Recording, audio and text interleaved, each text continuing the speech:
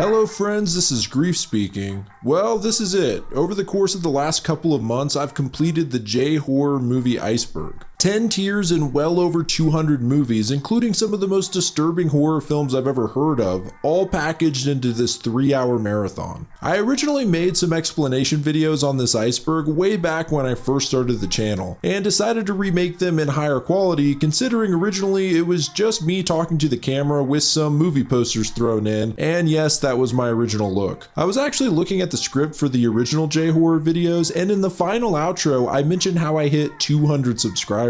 That's so crazy to me because it doesn't seem all that long ago, and here I am closing in on 25,000 subs. So thank you so much for all the support since I started 2 years ago. I'll probably take a little break from J-Horror content after this since it's basically consumed my waking hours for the last couple of months. But I know that there are still dozens of movies that didn't make the original iceberg, as well as suggestions from you guys. I plan on revisiting the topic and making some additional videos in the future, so feel free to comment any movies that I missed or didn't cover here. If you want to support the channel, consider becoming a patron where you'll get a shout out at the end of every video as well as bonus content. But that's enough out of me. I appreciate you guys watching. This is the Japanese horror movie Iceberg explained.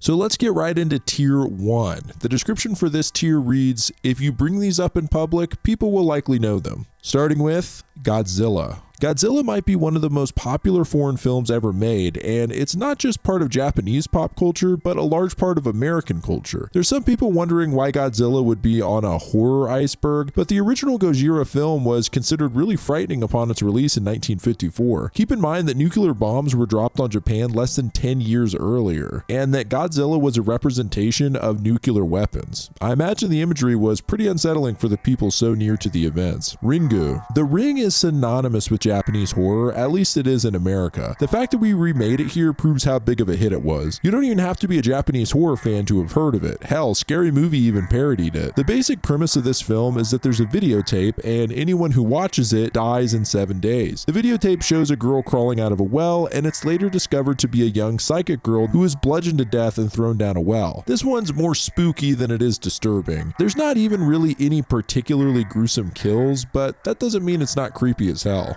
Ju-On, The Grudge. This is another one you've definitely heard of, as it's also had an American remake and was also parodied by Scary Movie. I don't know if that's relevant other than to show that it was a big deal enough in America to be parodied. Anyway, the basic premise is that a husband finds out his wife is in love with another man, and in a rageful fit, he kills her, their son, and their cat. They end up coming back as vengeful ghosts that haunt the most recent family to move into the home. Classic, creepy haunted house movie, and the images of the ghosts are just iconic. Perfect Blue. Perfect Blue is an animated psychological thriller about a pop star named Mima who leaves her pop group Cham in an attempt to pursue a career in acting. She ends up being stalked by an obsessive fan and learns about a website called Mima's Room that has entries written from the perspective of Mima. This leads to Mima developing a psychosis, and she ends up having trouble distinguishing between reality and her work. Many disturbing themes are explored here, including personality disorder, stalking, and assault. I won't ruin the ending, but there are definitely some great twists along the way worth watching for. Audition. You've likely heard of Audition because it's probably the most referenced Japanese film, at least in the realm of more disturbing horror movies. Quentin Tarantino even said it was one of his favorites. Essentially, the film is about a widower, Shigeharu Oyama, whose friend, a film producer, creates a mock casting audition at which young women audition for the part of Oyama's new wife. He's immediately enchanted by a beautiful woman named Osami. So as it turns out, Osami is an absolute psycho hose beast who has a real thing for torture and murder. Eventually, she captures Oyama and tortures him with needles, sticking them under his eyes and cutting off one of his feet with a wire saw. Oh yeah, and she also keeps a man in a sack in her apartment who's missing both feet, his tongue, one ear, and 3 fingers on one hand. At one point, he crawls out of the sack and begs for food, and then Asami vomits into a dog dish and places it on the floor for him, which he hungrily consumes. Well, that's a hell of a way to end tier 1. I mean, Jesus Christ. But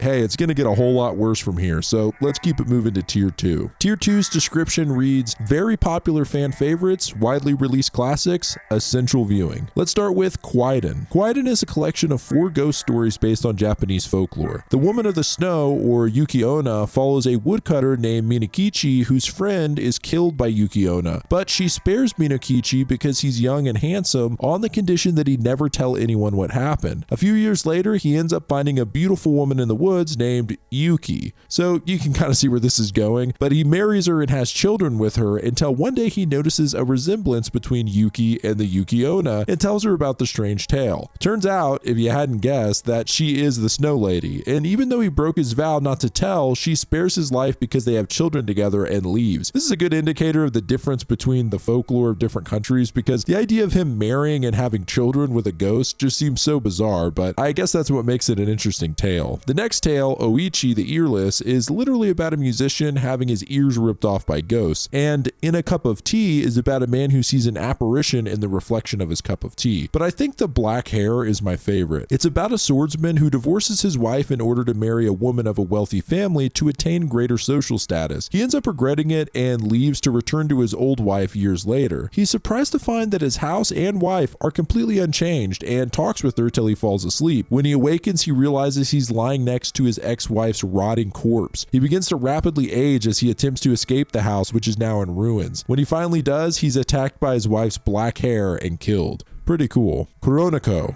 Kuroneko is another classic horror film about two women who were killed by a troop of samurai. For whatever reason, a black cat licks their corpses, which resurrects them. They come back as vengeful ghosts and begin killing the troop one by one, often biting their necks out like cats. There's not much more to say about this one, other than when they come back as ghosts, for some reason their eyebrows are really high up on their heads, and it just looks really weird. Onibaba. Onibaba, or Demon Hag, is another 60s classic. The movie follows an older woman and her daughter-in-law who have a nice little racket of killing passing soldiers and selling their armor like it's an Elder Scrolls game or something. They dump the dead bodies in a giant pit in the middle of a field. Anyway, their neighbor Hachi returns home from war and tells the women that their son/husband died, and the older woman warns her daughter to stay away from Hachi because she blames him for the death of her son. But too bad, they start banging on a nightly basis and the mom gets pissed. One night, a passing soldier in a mask asks the old woman to guide him through the area. He says he wears the mask to protect his handsome face. Well, the old hag kills him and takes the armor and mask, which was actually hiding his hideously deformed face. She then uses the mask and armor to scare her daughter away from Hachi and convince her that she's a demon. However, she realizes that after being rained on, the mask can't be removed. She begs the daughter to help her, but they still can't remove it. Finally, the daughter breaks the mask off with a mallet, revealing her mother-in-law's face to now be deformed like the soldier. Thinking she's actually a demon now, the daughter runs from the older woman and leaves her. Oh, and also Hachi's killed by a looter. But hey, he got some sweet ass before he left, huh? Dark Water. From the director of The Ring, Dark Water captures a similar tone and focuses on the supernatural,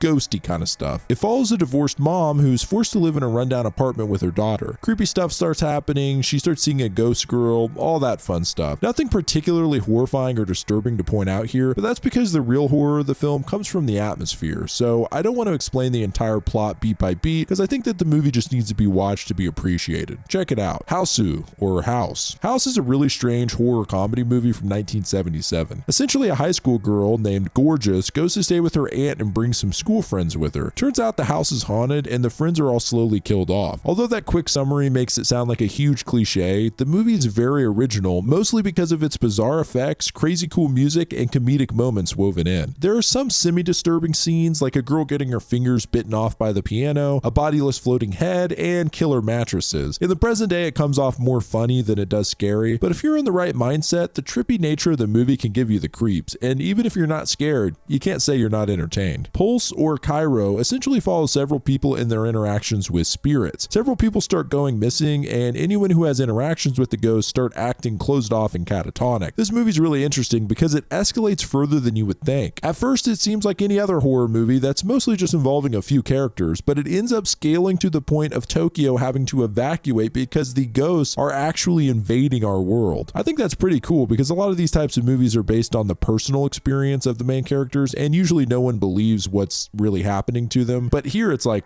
no, there's ghosts, everyone knows it, and they're reacting to it on a global scale. There's nothing too graphic in this movie, but a couple of scenes are unsettling, like a woman jumping off of a balcony and hitting the ground, which is really cool looking because it's all one shot. They don't cut away or anything, and the effects look really cool. Noroi the Curse. Found footage films don't have a great reputation, mostly because the gimmick was just overused in the 2000s, and you can watch my found footage iceberg video if you want to see more about that. But as far as found footage footage goes, Notori the Curse is considered one of the best. A lot of that has to do with great acting, which makes it really feel like you're watching a real documentary. The idea is that a paranormal investigator is making a documentary called The Curse. He ends up disappearing after his house is burned down and his wife is found dead in the ruins. This is all explained in the introduction before said documentary begins to play. It's a really well done film for such a low budget and has some really disturbing moments, like a boy being beaten in the head with a rock before becoming possessed, a woman setting herself on fire, and several rituals that require human fetuses to complete. One particular scene shows one of the characters surrounded by writhing human fetuses. So yeah, fun times. Tetsuo the Iron Man is a film about a man slowly turning into a metal abomination. The movie has a large cult following and is praised for its low budget, as director Shinya Tsukamoto directs, stars in, and even financed it himself using money saved from his day job. Man turns into a metal abomination summarizes this one pretty well, but it's so insane, I'm just gonna walk you through the whole thing because it's non-stop bonkers. The film starts with the metal fetishist heading into his hideout. He cuts open his thigh and thrusts a large metal rod into the wound. Later, he unwraps the wound to discover it's rotting and covered with maggots. Horrified, he runs outside into the street and gets hit by a car. We then see a businessman shaving and finding a metal piece protruding from his cheek. When he touches it, it spurts blood. He covers it with a bandage and heads to work. While at the train station, a woman waiting next to him sees a metallic flesh blob on the ground and touches it. She then becomes a zombie-like creature possessed by the metal fetishist, I guess.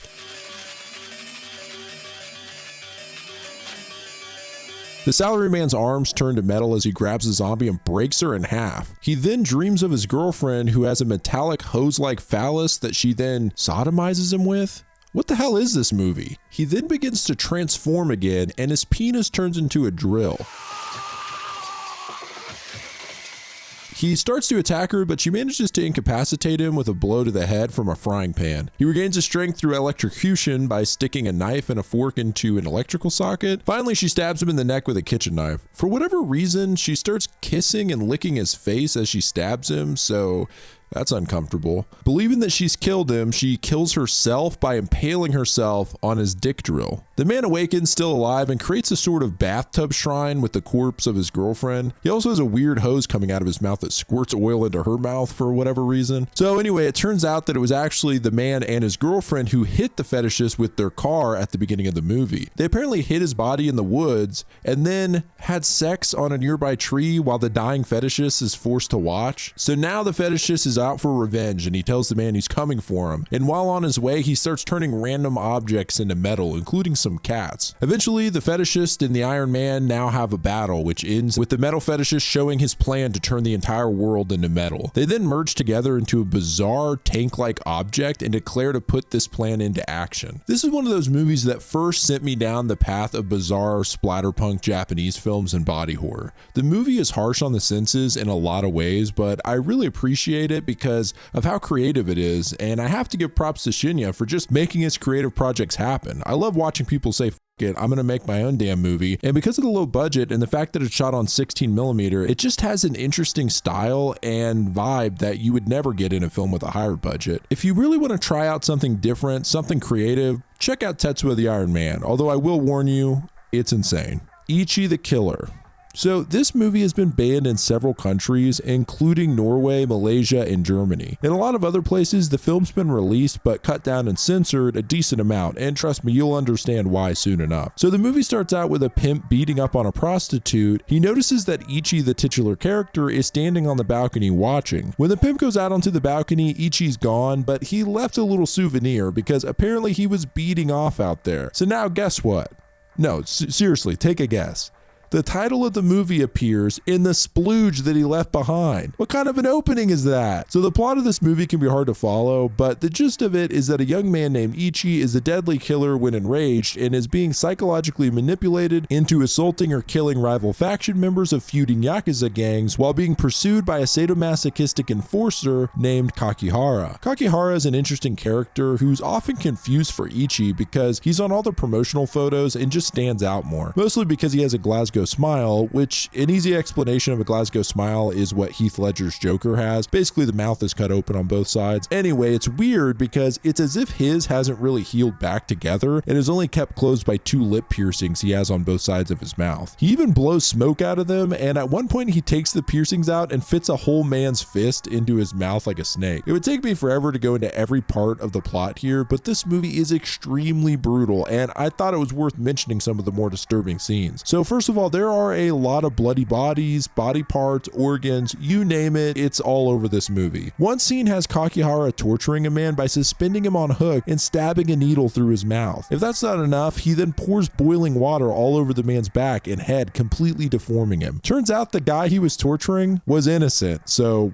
whoops. As repentance for this, Kakihara cuts off his own tongue in gruesome detail and gives it to the tortured man's boss. In another scene, Ichi slices a prostitute's neck open, which just sprays blood everywhere. The practical effects are great in this movie, although in that same scene, he slices a man in half and it's early CG, so it just looks goofy as hell. There's also another kind of goofy scene where Kakihara and another woman are pulling on a man's cheeks really hard, so it kind of looks like when a grandma pinches a little kid's cheeks, but with practical effects, so it just looks really funny. They're all stretched out. This movie's really interesting because it's got these brutal practical special effects, but it's mixed in with some really cheesy CGI that just didn't hold up. So on one hand, you're utterly disturbed, and then in the next scene, you might be laughing. Tier 3. The description for Tier 3 reads, mini classics and cult favorites. Someone new to Japanese horror is very unlikely to know these, but a veteran would definitely have seen them. Starting with Ring Zero. Ring Zero, Birthday, is a prequel leading up to Sadako being murdered and thrown into the infamous well. The film takes place 30 years prior to Ringu. The basic premise is that Sadako joins a theater troupe and struggles to maintain a balance between putting on a play and dealing with the supernatural occurrences surrounding her. It's actually a really cool origin that has some twist to it and an interesting story. Like the other Ring movies, it's not particularly gruesome, but does have some kills along the way. Ringu 2. The Ring 2 is a follow-up to Ringu with, of course, a new cast of people to be killed. I'd like to do a full review of the Ringu franchise and its American counterparts at some point, so I'll keep it short, but I think this is an interesting follow-up to the original and really plays into the psychic nature of the films more. Ju-On the Curse. Ju-On the Curse was actually the first of the Ju-On franchise. It, along with The Curse 2, were distributed straight to video, but became very popular due to word of mouth. The positivity around the films gave the director a chance to continue the series with the theatrical release, The Grudge. The Curse is very similar to the other films in the series. Originally, a man finds out his wife has a crush on another man and in a jealous rage kills her, their son, and their cat. I'm always thinking, why the cat? Anyway, the house becomes cursed and vengeful ghosts kill anyone associated with it. Ju-On 2. I already covered Ju-On the Grudge and Tier 1, and The Grudge 2 is very similar. It follows the same curse as the first movie and has a very similar feel, but of course with new victims. It's not over the top or particularly gruesome, just really creepy, which is what I love about the Ju-On series. It's that it doesn't really rely on too much gore, but is a bit more subtle. Horrors of malformed men. So the gist of this one is that a man named Hirosuke is locked in an asylum having no memories of his past. He escapes and is framed for the murder of a circus girl, but the bulk of the film takes place when he begins to recall memories of an island to which he travels. On the island, he finds Jogoro, a webbed-fingered genius who is transforming normal people into hideous freaks. Hirosuke also discovers more about his past on the island. I've seen a lot of people relate this movie to the island of Dr. Moreau, but it has a large following of its own and is considered a classic. Matango.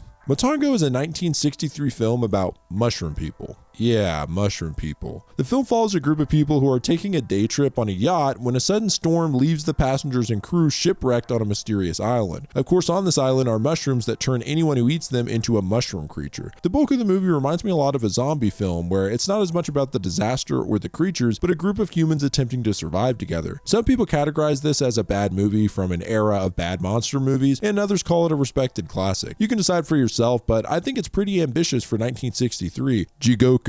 Let me just say, Jigoku was way ahead of its time in terms of horror. The movie came out in 1960 and has a sort of complicated plot, but let me see if I can sum it up. It follows Shiro, a young man who's set to marry his girlfriend when he and his friend accidentally run over and kill a Yakuza gang member named Kiyoichi and flee the scene. So Kiyoichi's mom finds out, gets pissed, and declares revenge. Then, while Shiro and his fiance are in a taxi cab, it crashes, killing his fiance. So now she's dead, and I guess while grieving, Shiro hooks up with a stripper who turns out, unbeknownst to him, to be the girlfriend of Kiyoichi, the dude he manslaughtered. Wait, is manslaughtered a verb? I've never heard it put that way, so I guess not, but anyway, the dude got bumper bashed. So now Kiyoichi's mom and girlfriend are trying to get revenge on him, and they kind of do this while he's visiting his mom at a retirement home that's essentially full of murderers. Okay, I know that all sounds complicated, but well, that's just because it is. Now listen, it doesn't even matter because that's just the first half of the movie. The second half of the movie takes place in actual hell. Yeah, man, this movie's dope, and it's even cooler because it came out 60 years ago. Plus, there's some really cool hellish torture scenes, which seem pretty far out for the 1960s. You should just watch this movie, if anything, for the third act because it's bonkers and well worth it. Kotoko. Kotoko is a 2011 film by Shinya Tsukamoto, which might sound familiar, as he wrote and directed Tetsuo the Iron Man. The film is about a single mother who starts having double vision and terrifying hallucinations, and the only time she doesn't have this double vision is when singing. So it's a great premise, and the film really plays on your anxiety and emotions as you watch this woman struggle just to raise a child. A Page of Madness. This is an interesting one because although originally released in 1926, the film was lost for 45 years until the director rediscovered it in his warehouse in 1971. The film follows the janitor of an insane asylum whose wife went mad and is now one of the inmates. These old silent films hold up to me because something about the old black and white film, the graininess, the lack of sound, it all makes it creepier, especially if you're up late at night and that black and white glow is the only thing lighting up the room as these 100-year-old images flash on the screen. I love it. I also think it's cool that this film was never distributed, lost for 45 years, found in the 70s, and I just watched it on YouTube. Pretty crazy, man. Gemini. Gemini is essentially about a doctor whose parents are suddenly killed by a man who has his face. Soon the doppelganger throws the man down a well and begins to take over his life. Lots of twists and turns along the way, nothing too crazy here, but another fun thriller. Sweet Home. Sweet Home is a haunted house movie about a film crew that investigates an artist's old house where they hope to find some of his paintings and make a documentary about the artist. Of course, things get wacky when it turns out the place is haunted. A lot of people compare this movie to House, which I covered in Tier 2. I guess the cinematography and haunted house setting is similar, but I feel like this movie is far less cartoonish. Fun fact about Sweet Home is that a video game with the same title was released alongside the film, and the game was actually an inspiration for Resident Evil, which was released a couple years later. Angel Dust. Angel Dust is a mystery thriller released in 1994. Every Monday at 6 p.m., a woman is murdered in the subway. The police request a psychiatrist to help solve the case. Not too much more to say about this one other than I've heard people talk really highly of it. Retribution. While we're doing short and sweet, Retribution is a horror mystery that follows a detective as he attempts to solve the murder of a drowned girl. As he pursues the case, he's followed by the ghost of a woman in red. This is one of those films that I can't explain too much about without ruining it, so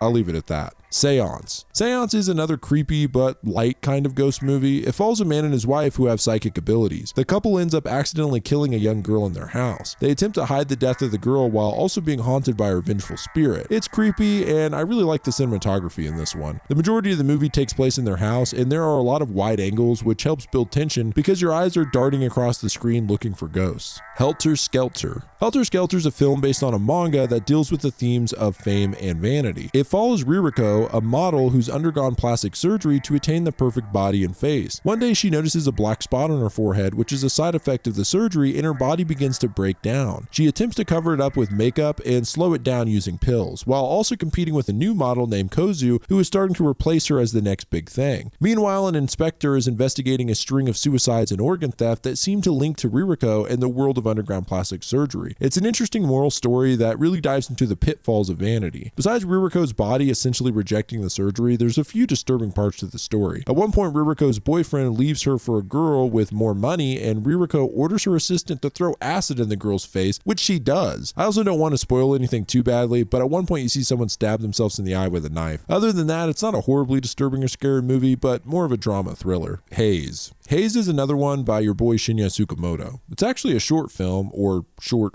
film, with a runtime of only 49 minutes. The premise is that a man wakes up in a tight concrete space, slowly bleeding out from a wound on his abdomen, and amnesia as to who he is or where he came from. He slowly navigates the concrete tunnel, seeing others in their own horrible journeys through holes in the wall. He eventually meets with a woman, and together they try to piece together who they are. The real horror of the film is based around claustrophobia. This is where Shinya's cinematography does the trick, with everything feeling tight and personal. If you're claustrophobic, this may be too much, but if you enjoyed films like As Above, So Below, you might like this one. XD, hair extensions. XD stands out to me in the realm of body horror movies because it's not completely focused on torture, which is where a lot of these types of films go. So basically, a woman's corpse is found surrounded by hair in a shipping container. While at the morgue, it is discovered that the woman's organs have been harvested. The night watchman at the morgue turns out to be a trichophile. Basically, he's a little too into hair, if you know what I mean. So he finds the woman's hair beautiful and steals the corpse, which he brings back to his apartment. For whatever reason, the corpse keeps growing her hair, but not just on her head. It begins growing out of her mouth and eyes and even out of her wounds. This is where some of the real horror comes from in the film. Watching hair grow out of various places you wouldn't normally expect is really disturbing. So the creepy morgue guy starts selling the hair from the corpse to some hairdressers. The problem is, whoever uses the hair extensions ends up being killed by the hair, and that's the bulk of it. There's a lot more to this movie, and although the premise sounds hokey, it's actually shot in a very serious way, and I thought that the chilling tone carried through despite some of the more ridiculous aspects of it. Uzumaki.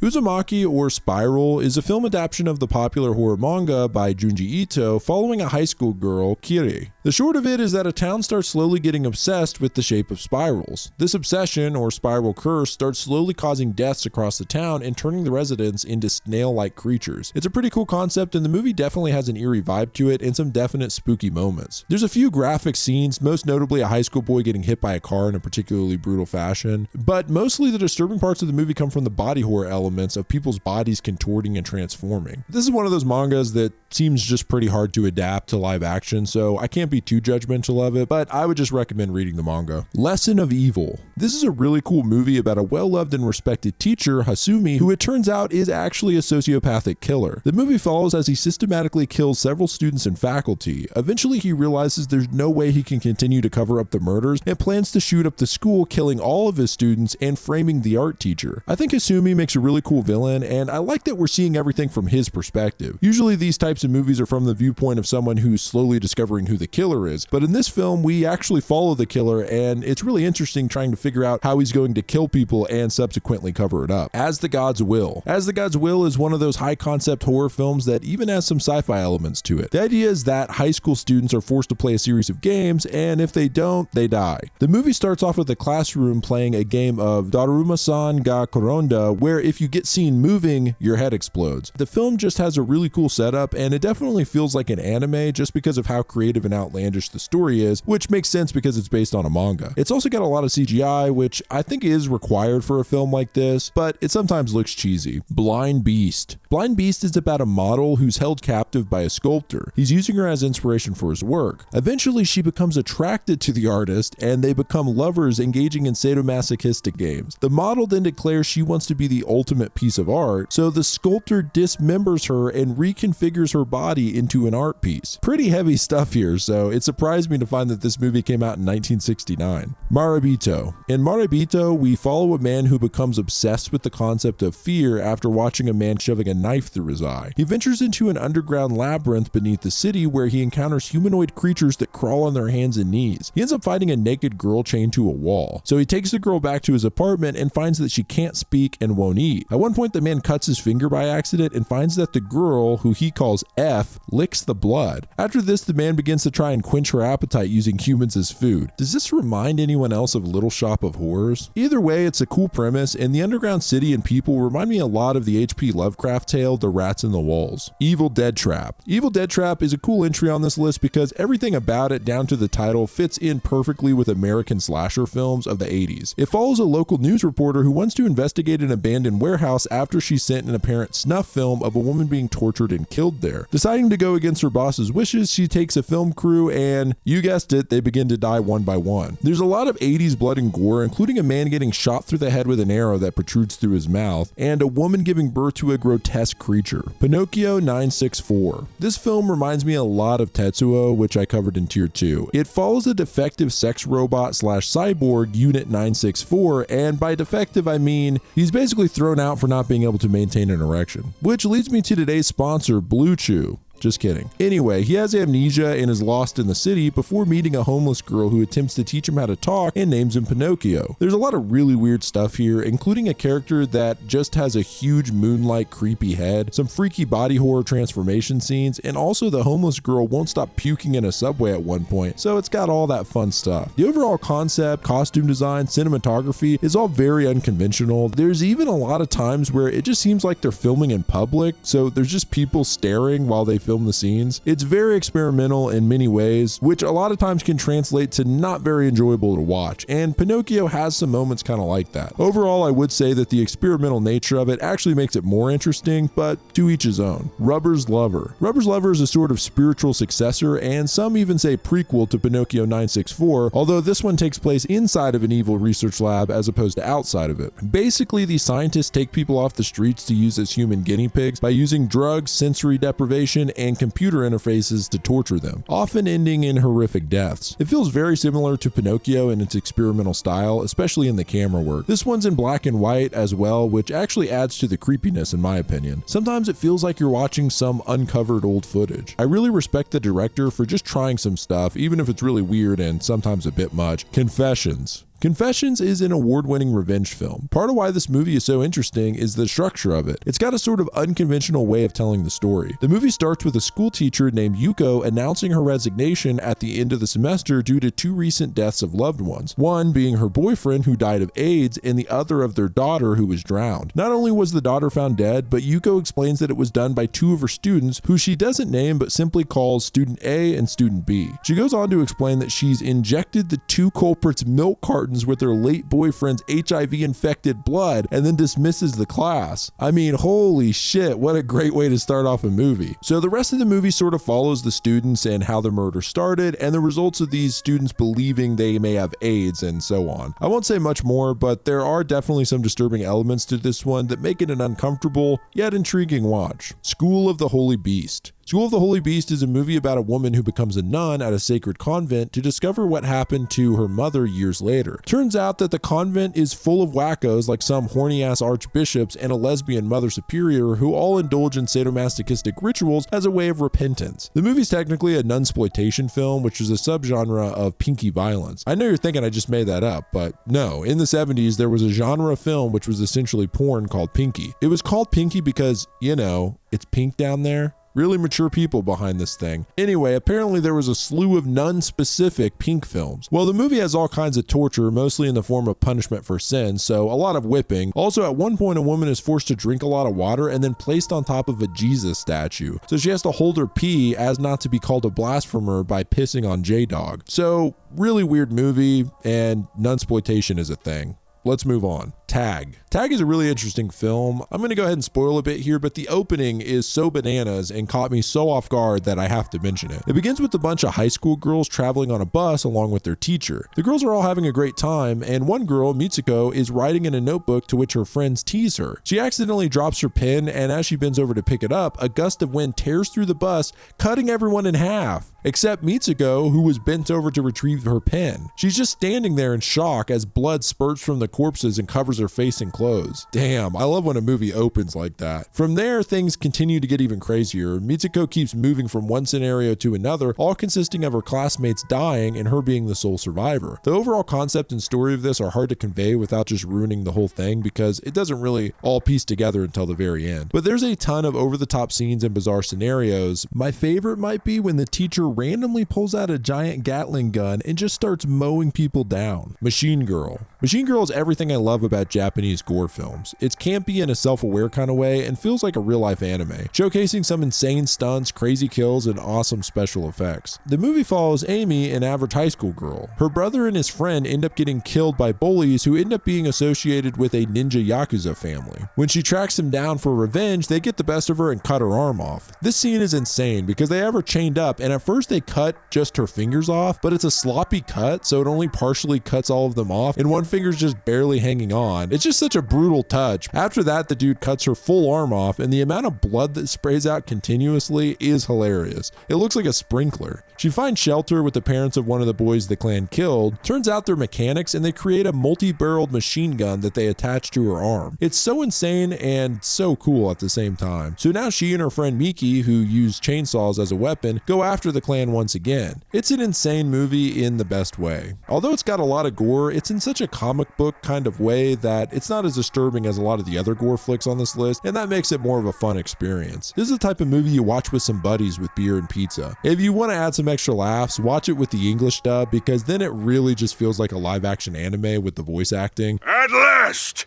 You murderers will pay dearly for killing our loved ones! You bitches will feel the wrath of my son! It's a good time. Tokyo Gore Police. If you liked Machine Girl, you would probably like Tokyo Gore Police. It's even more crazy with an even bigger budget. More kills, more blood, more disturbing stuff. Everything you'd want. The reason I compare it to Machine Girl is because it feels like a live action anime with insane stylized kills and over the top action. In a future chaotic Tokyo, a mad scientist has created a virus that turns people into abominations known as engineers. It does so by mutating their injuries into weapons. There's an elite squad called Engineer Hunters that hunt engineers. The most skilled engineer hunter is Ruka, who is also trying to avenge the death of her father. Just like the Machine Girl, there's insane gore, but it's so over the top that it's just as much funny as it is disturbing. The real unsettling stuff here comes from the body transformations of the engineers. One particular scene that I'll never forget is when a man's penis gets bitten off and it transforms into a giant dick cannon. One of the other scenes from this movie that's really gross and weird is when some police officers tear a man's body apart using their squad cars, and for whatever reason, they're laughing maniacally and eating chicken while doing it. It's a truly bizarre movie that's worth watching for the pure insanity. Cold Fish. Cold Fish is about a tropical fish store owner who turns out to be a serial killer. The interesting thing about this movie is that it's based on two real-life serial killers, a couple who are dog breeders that killed 4 of their customers. The string of murders are labeled the Saitama dog lover murders and took place in the 90s, but hey, this isn't a serial killer iceberg. The movie is loosely based on the real-life killers, but it definitely involves a lot of the same disturbing murdery stuff like dismemberment, for instance. Also, you get to see a bloody severed penis, so that's always nice. Mermaid in a Manhole. Mermaid in a Manhole is part 5 in the Guinea Pig series, which we will touch on throughout this iceberg, as the series consists of some of the most disturbing films ever made. Well, the title actually tells it all in this one, as it's about an artist who finds a mermaid in the sewer and brings her home when he realizes she's sick and growing boils all over her body. The whole film from here is basically a gross out, and if you're squeamish at all when it comes to boils or sores or worms, I would stay away. Spoilers ahead here, but the mermaid just keeps getting worse. Her body ends up being covered in disgusting sores, and worms and blood are pouring out of them as they pop. Eventually it covers her head and she just looks completely grotesque. The fact that she's a mermaid makes it all worse because it just adds an extra layer of body horror that I find really disturbing. She eventually begs the artist to kill her, and he does by stabbing her to death, and then dismembers her corpse, which seems a little over the top at this point, but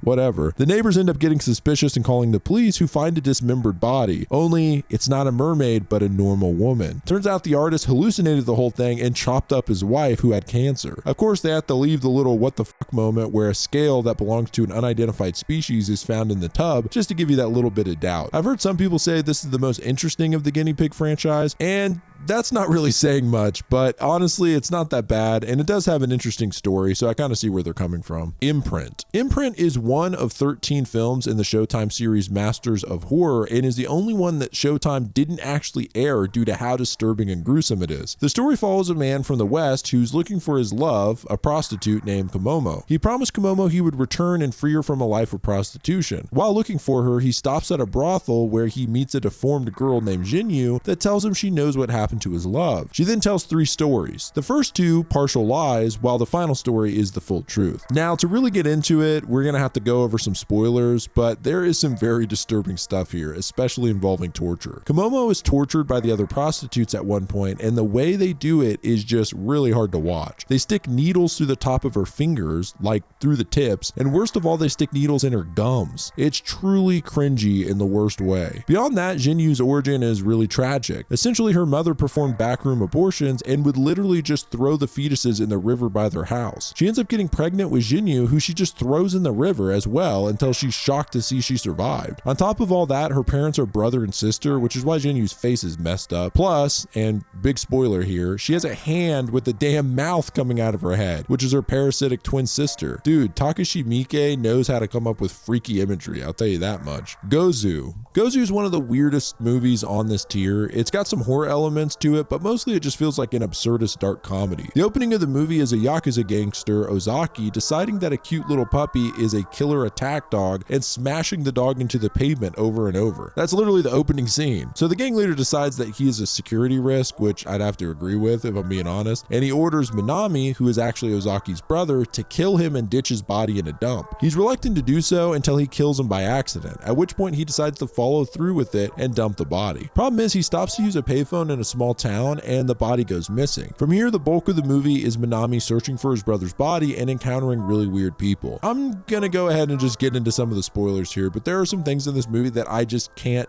not mention. One of the weirdest and disturbing characters in this movie is an old innkeeper who won't stop talking about her breasts and producing milk from them. The first scene where we see this is when she offers to wash Minami in the bath of her inn, and he gets all embarrassed and declines, and then she randomly is like, "Hey, I got big boobs, right? You know I can squirt milk out of these bad boys." I'm paraphrasing a bit here, but you get the point. Then she starts squeezing her boob, which is thankfully covered by a blouse, and a wet spot appears, and we see milk running down her leg. I mean, what are we doing here? Also, and this is major spoilers here, the gang boss has a weird kink where he apparently can't get off without a soup ladle in his ass, which is showcased way too often in my humble opinion. Also, more spoilers here, he ends up dying by falling backwards onto the ladle, which basically impales him, and then your boy Minami touches the ladle with exposed wire, which electrocutes him. Okay, one more thing here on Gozu, and I promise we'll move on. Minami ends up finding his brother, who is now a woman, and she keeps trying to have sex with him, which by the way, at the end of the movie, they do so. It's really disturbing and weird, but that's not all, folks. While they're banging it out, all of a sudden Minami's pee-pee gets clamped down on, and before you know it, male Ozaki comes crawling out of female Ozaki's vagina. I mean, what the fuck? None of this is exaggerated, by the way. If anything, I've toned it down from the actual movie. It's truly one of the most bizarre films I've ever heard of, and I didn't even cover the half of it here. But man, it's weird and wild stuff. Midori. Midori, or Shoujo Tsubaki, is a 1992 animated film based on a manga, and I guess Shoujo Tsubaki translates to the Camellia Girl. It's worth noting that this film is basically universally banned, and it was practically seen by no one for a long time, but hey, thank God for the internet, right? So Midori is a young girl whose parents die. The movie essentially starts with her finding her mother's corpse eaten by rats. It's a really brutal looking image, so it's just off to the races after this. Now she has no place to go and ends up staying with the circus troupe. From this point on, the movie mostly follows Midori being physically abused by the circus performers. The fact that she's an underage girl makes a lot of this particularly messed up, and it's not a shock as to why this was banned so heavily. Eventually, a magician arrives at the circus, and it turns out that the dude has actual magical powers. He ends up falling in love with Midori and marrying her. There's a lot of creepy stuff here because they're like smooching and making out and stuff, and keep in mind that Midori is 12 years old, so yuck. Besides the gross pedo stuff, there is a ton of gore in this film. I already mentioned the rats, but there's just a lot of detailed body horror kind of stuff and graphic imagery. One scene just straight up shows the magician killing a ton of people in grotesque ways by showing their bodies deformed and exploding. Probably the most disturbing scene is when Midori finds some adorable loving puppies, and one of the circus performers picks one up and smashes it into the ground and then stomps on it so that its guts and brains explode out of its body. Later that night they eat stew, and she reveals that it's dog meat from the puppy she killed. Of course, this is after everyone eats it, including Midori. It's a very strange and violent movie. Sometimes it feels like someone just tried to come up with the worst possible things they could and stuck them into a 45-minute film. I can't even really go into all the story details because it gets to the point where it's sort of hard to follow, and it's one of those movies where people have different interpretations of it and even theories as to what the film means, especially regarding its confusing ending. A lot of the reviews I've seen tend to criticize it for just being needless exploitation and that there isn't much of a plot or story to follow, while others defend it as a work of art. But I don't know, you can be the judge, I guess. Devil's Experiment. Guinea Pig, Devil's Experiment is a really disturbing movie. I'm not even sure if you can call it a movie, honestly. It's more like a 43-minute showcase of torture and some amazing special effects. The entire thing is literally just three guys torturing a woman in various ways. Part of why the whole thing is immediately disturbing is the fact that it feels like a home video. The first title card we see just says hit, which is just the men striking the woman repeatedly, followed by kick, which is exactly as it sounds. These two segments are not too bad because you can kind of tell they aren't really hitting her full force. But from there, it's a significant step up as we see the next sequence titled Claw. Honestly, this one's the most hard to watch for me besides the final method. The men take pliers and grab the knuckle part of her hand and twist it, followed by doing the same to her arm, and man, that hand thing makes me cringe. Next is Unconscious, which shows the men spinning the girl in a chair 200 times and forcing alcohol down her throat, which she throws up, of course. Sound features the girl being forced to listen to white noise for 5 hours, at which point she starts to scream like it's nobody's business. I mean, kudos to the actress because it's actually really unsettling.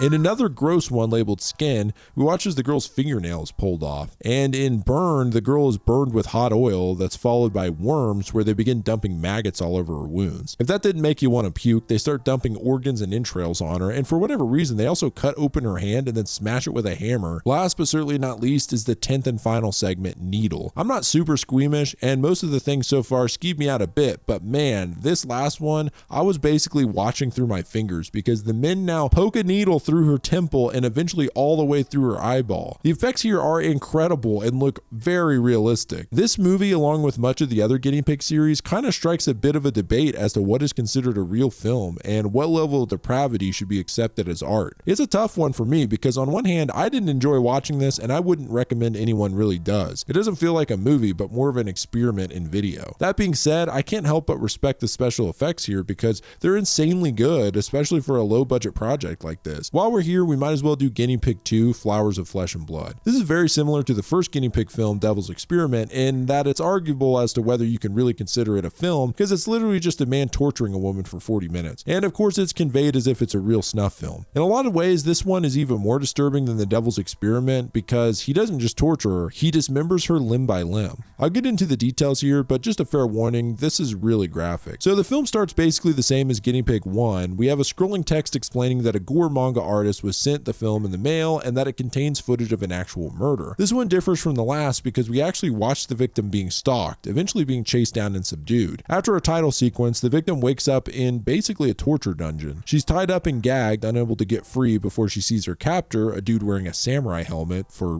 whatever reason. He pulls a chicken out of a little makeshift coop and declares the woman and the chicken to have the same fate and then cuts the chicken's head off, which falls onto her body. He then injects her with some kind of serum that seems to make her not feel pain or mellows her out or whatever. After a little spiel about how he finds pain and blood beautiful, he pulls out a knife and begins cutting her hand off. The effects are, once again, really good here. You mix that with some gruesome sound effects and the lack of music, and it really is uncomfortable to watch. So after cutting off both her hands, he moves on to her arms, and this is where I think the practical effects are the most impressive because they really look like her arms, and after he finishes cutting them off, we get a shot of her armless, and damn, it looks legit. Of course, from here, he moves on to her legs, cutting them off above the knee, and we see him admiring her bloody leg like it's a magnificent piece of art or something. Next, he goes for her stomach. So I know people react differently to certain kinds of gore. So for instance, the sawing through the flesh and bone is really cringy to me, but now he begins to pull the guts out of her stomach, and it's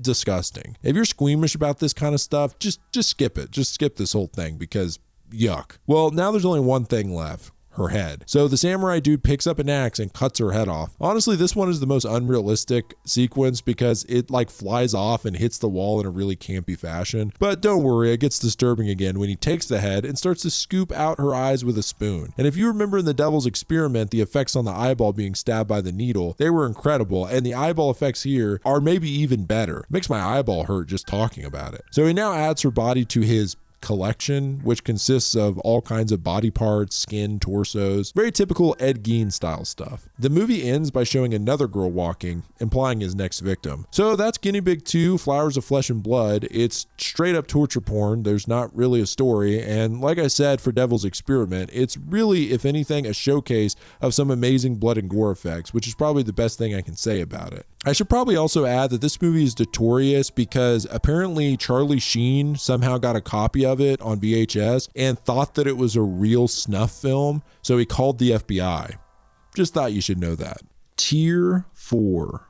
The Tier 4 description reads, "We're going another level down on the obscurity meter. These films are still widely distributed in the West, but are rarely talked about." Starting with reincarnation. The basic premise of reincarnation is that a man walks into a hotel and films himself killing over a dozen people, including his own children, all as a way of trying to understand reincarnation. Now, 20 years later, a filmmaker decides to make a film recreating the events, which isn't in bad taste at all. So now the cast and crew begin shooting the movie only to be haunted by ghosts of the past. The film came out in 2005, which was during the height of the Japanese ghost movie craze, and this was part of a collection that Lionsgate released in America, so it's a bit dated. There's nothing too surprising or new here, but it's still a solid J-horror and fits well with other similar titles from the period like Ringu or Ju-on. One highlight I have to point out in this movie is this creepy doll. I mean, it just really stands out for being particularly creepy, and you know I love creepy dolls. Long Dream. Long Dream is a weird one. It came out in 2000 and it's pretty low budget, but the idea is interesting enough to at least check it out. The basic premise is that a man's dreams keep getting longer and longer every time he goes to sleep, which sounds like a nightmare, no pun intended. So basically these doctors are trying to figure out what the deal is. There's a reoccurring mask makeup thing you see on the characters that's both silly and creepy at the same time, and it kind of stood out to me. It's an interesting one and a short watch at only 58 minutes. The Vampire Doll. So this is a vampire film, if you hadn't guessed, from 1970. The plot follows Kozihiko, who has just returned to Japan from a 6-month-long business trip overseas and plans to visit his girlfriend Yuko at her isolated home. After a week when nothing's heard from him, his sister Keiko and her fiance Hiroshi go to find him. From there, it's a sort of classic haunted house movie with a vampire stalking the visitors. Probably one of the best things in this movie is the way the vampire looks. There's this great pale makeup and contacts on her eyes that just make her look really cool and creepy. I could see her look inspiring many goth girls for years to come. Under the Blossoming Cherry Trees. This is a 1975 horror drama where a beautiful woman becomes the new wife of a mountain man. The mountain man grants her every wish, and in return, she's mean as shit to him. Things get weird when her requests become more and more unhinged. This leads to him bringing her bags of severed heads every day, to which she collects and plays like puppets. Damn, this girl can't get a better hobby? Like, get a PlayStation 5 or something. Not much else to say about this one, other than it's a really unique story that's worth watching, especially if you're into the more classic era of Japanese cinema. A Slit-Mouthed Woman. A Slit-Mouthed Woman, or Kuchisake Onna, is a 2007 film based on the prominent Japanese folktale. The old tale tells of a slit-mouthed woman who wears a mask to hide her face. She's told to have long black hair and is beautiful other than the long scars on either side of her mouth, and carries a sharp object as a knife. The legend says that she'll ask her victims if she is beautiful. If they reply no, she'll kill them, and if they reply yes, she'll cut their mouths the same as hers. Apparently, there are methods of surviving an encounter, like describing her appearance as average, or, and these are my favorites, distracting her with money or hard candies. I mean, that is hilarious, I have to say. This yokai asking you a menacing question, preparing to kill you, and you're just like,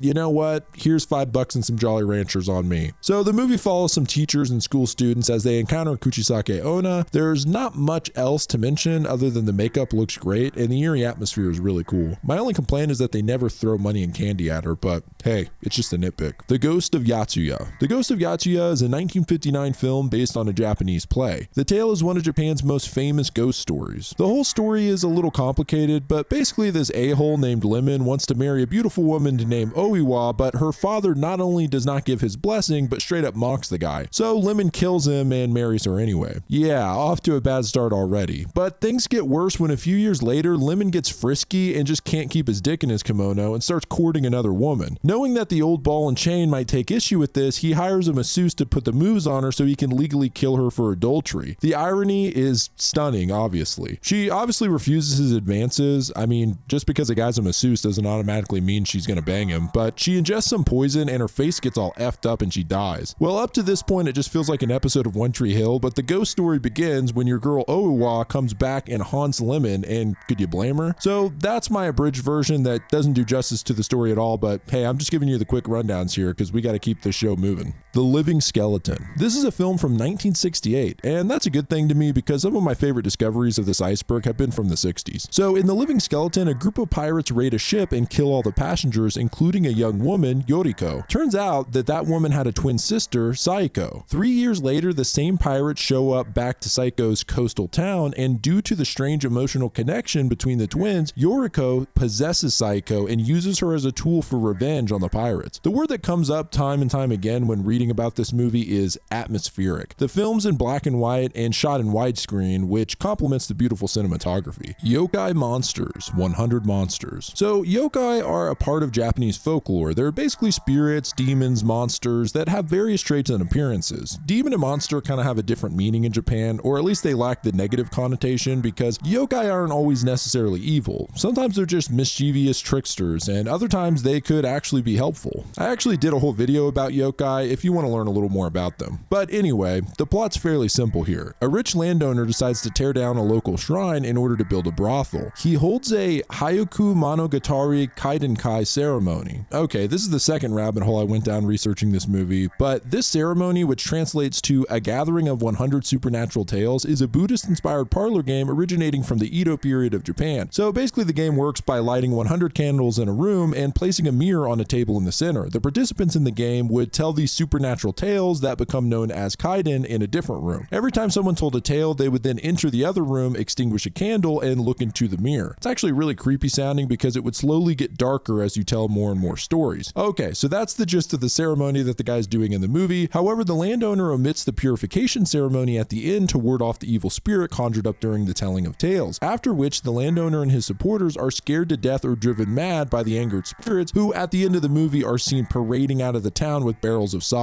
It is a really wacky movie. School in the crosshairs. Yuka is a normal, shy middle school student that happens to have psychic powers. Suddenly a new student shows up with similar powers and begins to show them by stealing the student government election. Yuka and her friends vow to stop him. This movie is really trippy. It was released in 1981 and uses a lot of green screen effects as well as direct animation, also known as drawn-on animation, which is done by drawing directly onto the film. It's one of those movies like House that is just entertaining even if at points you're not really following the story. Talking Head, 1992. Talking Head is one of those film within a film kind of movies. Basically, a director of an animated film goes missing with only 2 months left before the deadline. The anime is barely even into production, and a producer calls in a shadow director who has a talent for replicating any director's style. This character becomes the protagonist. The problems begin when the cast and crew slowly begin dying off throughout the production. It's a very meta movie that seems to ask big questions like, what exactly is a film? As far as I understand, the horror/mystery element of the movie is second to the more philosophical exploration of the subject of the film. But if you're into that kind of thing, it's a must watch. 2LDK. This movie has a great concept. Basically, two roommates who are aspiring actresses audition for the same role. They're expecting a call the next morning telling them who got the part. As the night goes on and the bitterness between the two girls just gets worse, they eventually begin committing violent acts against each other before just straight up trying to kill each other. They basically go to war in their apartment. I love how simple the movie is and how it all takes place in the apartment with only 2 cast members. You know I like it when someone makes a compelling movie with limited resources, and this is a good example of that. Infection. Infection is a really unique zombie movie, and I don't even think zombie movie is a good way to describe it. The basic plot is that a virus begins to spread through a hospital that causes green goo to leak from its victims while turning them into maniacal killers. There's a lot of mystery in this movie, and the way the story unfolds is sort of unconventional, leading it to be a big topic of discussion for J-Horror fans who have a plethora of fan theories as to what the movie means. It has that familiar feel of other J-Horror movies from the 2000s, which isn't a bad thing if you're in the mood for it. Premonition. Premonition is a 2004 horror film based on a manga about a newspaper that predicts the future. The film follows a man and his ex-wife. They attempt to find out more about this mysterious newspaper of terror after a tragedy that destroyed their marriage, which was associated with the newspaper clipping from this paper. It's a cool concept, and the idea of seeing deaths in the future isn't entirely original, but I think this movie does it in a fresh way. A Record of Sweet Murder. This is another found footage film, which I don't think we've covered since the first video with Noroi the Curse. Well, this film follows a journalist and her cameraman who receive a strange invitation from a childhood friend. This friend, however, is now a wanted serial killer responsible for 18 murders, and he claims that he was instructed by God to commit these killings to save the soul of a childhood friend who died tragically. He promises that his 27th victim will be his last and invites the journalist to document this final act, believing that it'll bring salvation. Accompanied by her cameraman, she decides to meet the killer at an abandoned apartment. The film captures their intense and unsettling encounter as the killer explains his twisted logic and the reasons behind his murderous spree. He believes that by completing this divine command, he can bring the dead back to life. Pretty cool. Inferno of Torture. Inferno of Torture came out in 1969, and it's notable because this is around the time in Japan when torture porn, or really more like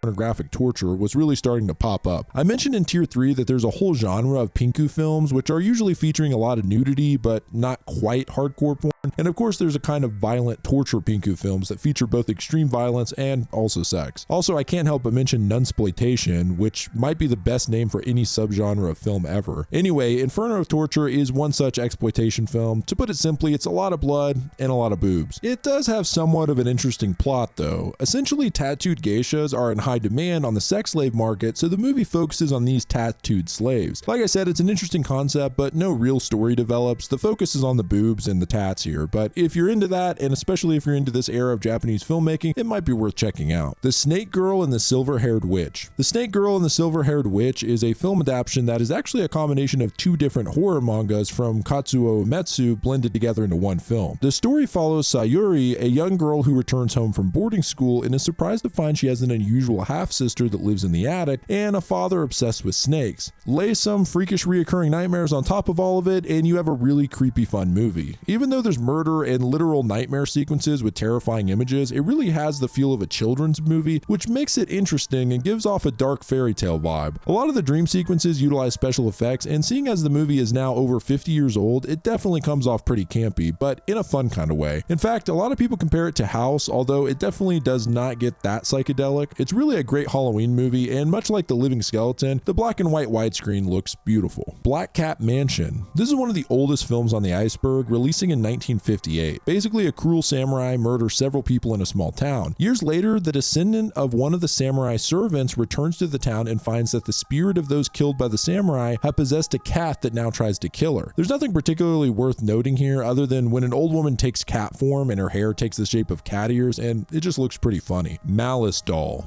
Malice Doll is really bizarre, but it does have a unique premise. The film takes place in a futuristic world with AI being a normal part of society. However, all humans have died out, leaving only machines, some humanoid, some not, to continue following their programming. Our titular character, emphasis on tit, is a Malice sex doll who, along with her other android prostitutes, looks for customers in a red light district despite no humans left to be serviced. One day, Malice finds herself totally human and learns that whenever she kisses an android, they become organic and hideous monsters. So, sounds pretty interesting, right? Here's the clinker. This whole movie is CG done by one dude, and this movie came out in 2001, so you can guess the quality of the animation. It is silly looking to some degree. I've heard some people call it PS1 cutscene the movie, and it definitely looks and feels like that. The thing is, although it's pretty laughable, something about the CG makes this title way creepier, and I think that in a weird way, it complements that bleak dystopian cyber future. Although the CG itself is disturbing, it makes the more graphic scenes a lot less graphic just because it's displayed in such a limited way. Freeze Me. The basic premise of Freeze Me is that a schoolgirl, Chihiro, gets raped by her childhood friend, Noboru, and his two buddies. The sick bastards even filmed the damn thing. So 5 years later, Chihiro has managed to start over by moving to Tokyo until she runs into Noboru. He managed to track her down in the last few years, all with the intention of raping her again. So he ends up blackmailing her and forcing his way into her life, even introducing himself as her boyfriend. I mean, what the hell? This guy deserves to be killed and stuffed in a freezer. Oh wait, did I speak too soon? Well, anyway, that's just the tip of the ice cube. So if you want a psychological thriller / horror, Freeze Me might be worth checking out. Spiral, 1998. Okay, so this damn movie confused the shit out of me. First, because of the name. I thought maybe this was some lesser known adaptation of Uzumaki, because Uzumaki translates to spiral, and we covered the 2000 film, I think in tier 3. Then when I looked into it, I realized it's more confusing than that. It has nothing to do with Uzumaki, and is actually a direct sequel to Ringu, which is weird, especially since we covered Ring 2 on the iceberg as well. Apparently Ringu and Spiral were produced at the same time. The hope was that Ringu, which was already a popular novel, would help bring Spiral success as well. So both films released at the same time, but while Ringu skyrocketed to success, Spiral was largely ignored, so much so that another Ring movie, Ring 2, straight up replaced it as its sequel. So in short, Spiral is the original and forgotten sequel to Ringu. If you're a fan of the Ringu series, it's a must watch, especially since it's the original and direct follow-up. Cult. Cult is another found footage film. 3 actresses are hired by a paranormal TV show to investigate the exorcism of the Kaneda family. From there, it's a lot of ghostly, paranormal activity kind of stuff. It actually feels a lot like Paranormal Activity with some possession stuff, characters acting erratic, that sort of thing. One of the creepiest scenes is when the daughter of the family is found eating their dog, which they use a blur effect on, but I actually think that makes it look creepier. Also, there's an exorcist named Neo who literally dresses like the Matrix character. I don't know, it's pretty funny. Overall, it's run of the mill, but there are a couple standout moments that make it worth checking out. By Location. bilocation. So the term bilocation is the idea that a person or object could be in two different places at once. So obviously this is a general idea that can be explored in different ways. One way would be time travel, kind of like Marty McFly. Another would be separating your consciousness into two bodies at the same time, and witches of the 17th century were thought to have spectral visions to spy on their victims while remaining in another location altogether. That was a bit of a sidetrack, but I just thought it was an interesting term. So the film Bilocation asks the question, what if your alter ego exceeds your experience and ability? And what if he or she tries to prevent you from standing in the way of him/her? The film follows an artist who has the exact situation occur and soon discovers she's not the only one dealing with it. It's a very interesting and surreal film, and this is just an aside, but I think the poster art for this movie is awesome. Pet Shop of Horrors. This one was difficult to research because unless I'm missing something, this is not a film, but an animated anthology series based on a manga, which I guess you could just watch all 6 episodes and pretend it's a movie. I don't know, maybe I'm wrong here. So Pet Shop of Horrors is about a man named Count D who owns a pet shop that sells strange humanoid creatures. Each pet comes with a contract requiring that the customer does not break 3 rules. The rules vary per creature, but one rule is consistent, which is not to show the creature to anyone. If any of the rules are broken, the customer faces deadly and horrific consequences. The thing that's interesting about it is that although Count D is definitely involved in all of this and probably knows that the customers will break some of the rules, you can't help but put a lot of the blame on the customers themselves because it's usually an ethical error on their part that causes the rules to be broken. It's definitely an interesting premise that would probably make the manga worth checking out at least. Biotherapy. This is a slasher movie that came out in 1986 and one of the shortest on the iceberg, being only 30 minutes long. It's basically just mysterious person in a trench coat brutally murdering people for 20 minutes. And I have to say, especially compared to a lot of the other splatter films we've seen on this iceberg, this one is pretty underwhelming. I'm not judging too harshly, but it looks like the budget was tiny and definitely has student film vibes. There's a couple interesting things, like the killer at one point stabs a woman with test tubes and blood sprays out of them, which is ridiculous, but awesome at the same time. Anyway, it's a campy 80s slasher.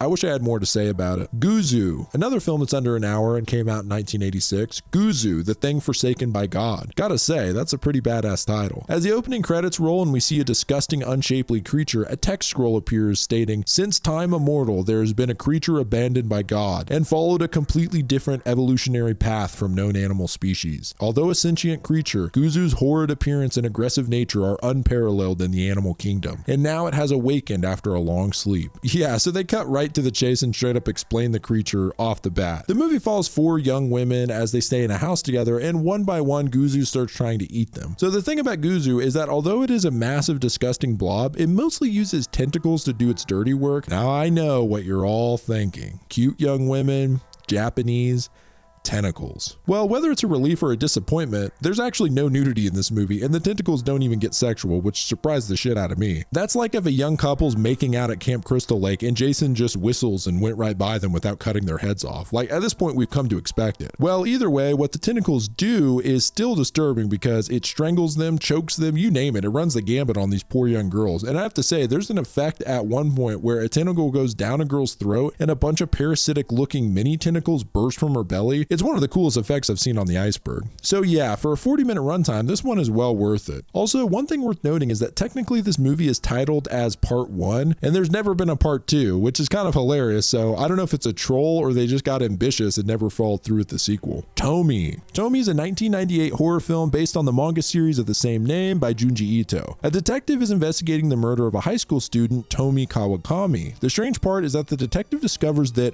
another Tomi Kawakami was murdered 3 years prior. And not only that, but there are records of dozens of Tomis being killed dating back to the late 1800s. So the detective tracks down and questions Tsukiko, a classmate of Tomi who mysteriously lost her memory for the last 3 months leading up to Tomi's death. The film now follows Tsukiko as Tomi terrorizes her and goes on a killing spree. It's an interesting enough movie, and I guess it spawned a whole franchise of films, 9 in fact. So the way it works is that Tomi is always exactly the same, with the signature mole under her left eye and a tendency to drive people to madness around her. See, Tomi has an ability to regenerate her body even from a single cell, just like Wolverine or Deadpool. For instance, if someone cut off Tomi's limbs, a new Tomi can regrow from every limb, which is why there are records of all these Tomis being killed in the past. From what I understand, each Tomi movie follows a completely different Tomi and story, which actually works pretty well from a writing standpoint because you can just restart with the same character without worrying about keeping up with past events or having to retcon or anything like that. It's a really cool concept, and I would definitely recommend checking out the manga as well. Tomi, Forbidden Fruit. The Forbidden Forbidden Fruit is the fourth installment of the Tomy movie franchise. It follows Tomy. No, not Tomy, but a different Tomy. No, like for real, a completely different person who happens to be named Tomy.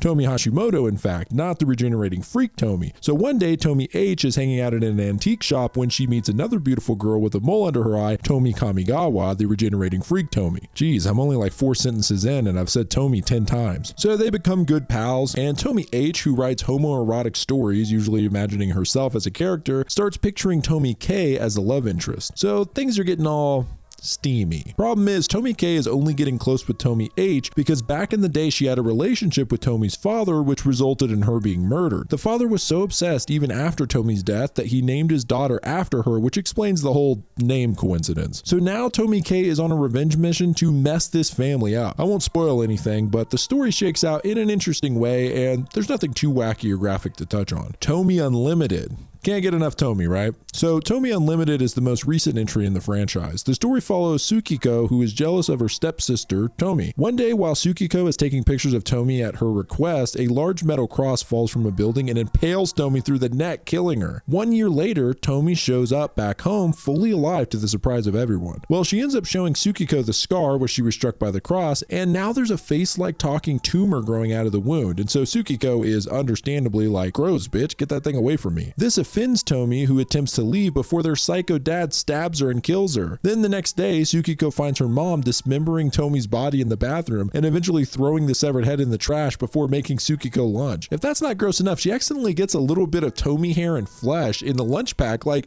you couldn't wash your hands after you dismembered the corpse? Jeez. So later at school, Tsukiko opens her lunch pack to find a bunch of creepy mini Tomy heads, and she throws the whole damn thing in the trash. Later on, one of her friends looks into the trash, and these little heads kill her with their long ass tongues. Anyway, this movie feels like a fever dream, and I'm explaining too much anyway. I think this might be one of the better Tomy movies, but I haven't seen all of them, so how the hell do I know? I do like Tomy as a villain, and it would be cool to see her cross over into some other franchises like Friday the 13th or Nightmare on Elm Street. I mean, imagine Freddy vs. Jason vs. Tomy. Could we at least get a comic book of that? Liverleaf. Liverleaf is the type of movie you should just watch if you don't know anything about it, because it's got a lot of great twists, so fair warning as far as spoilers go. Basically, a young girl named Haruka is transferred to a new school, but she gets mercilessly bullied. The bullying continues to escalate to the point that it's not even really bullying, it's just straight up deranged psychopath behavior. Like, for instance, they put a dead bird in her desk, which, I mean, that's got to be against the health code or something. What kind of school is this? So her parents have a talk with the principal about it, and she basically says, too bad, suck it up. And they tell her she can stay home from school until she graduates. I mean, hey, that doesn't sound too shabby to me, but unfortunately, it gets shabby.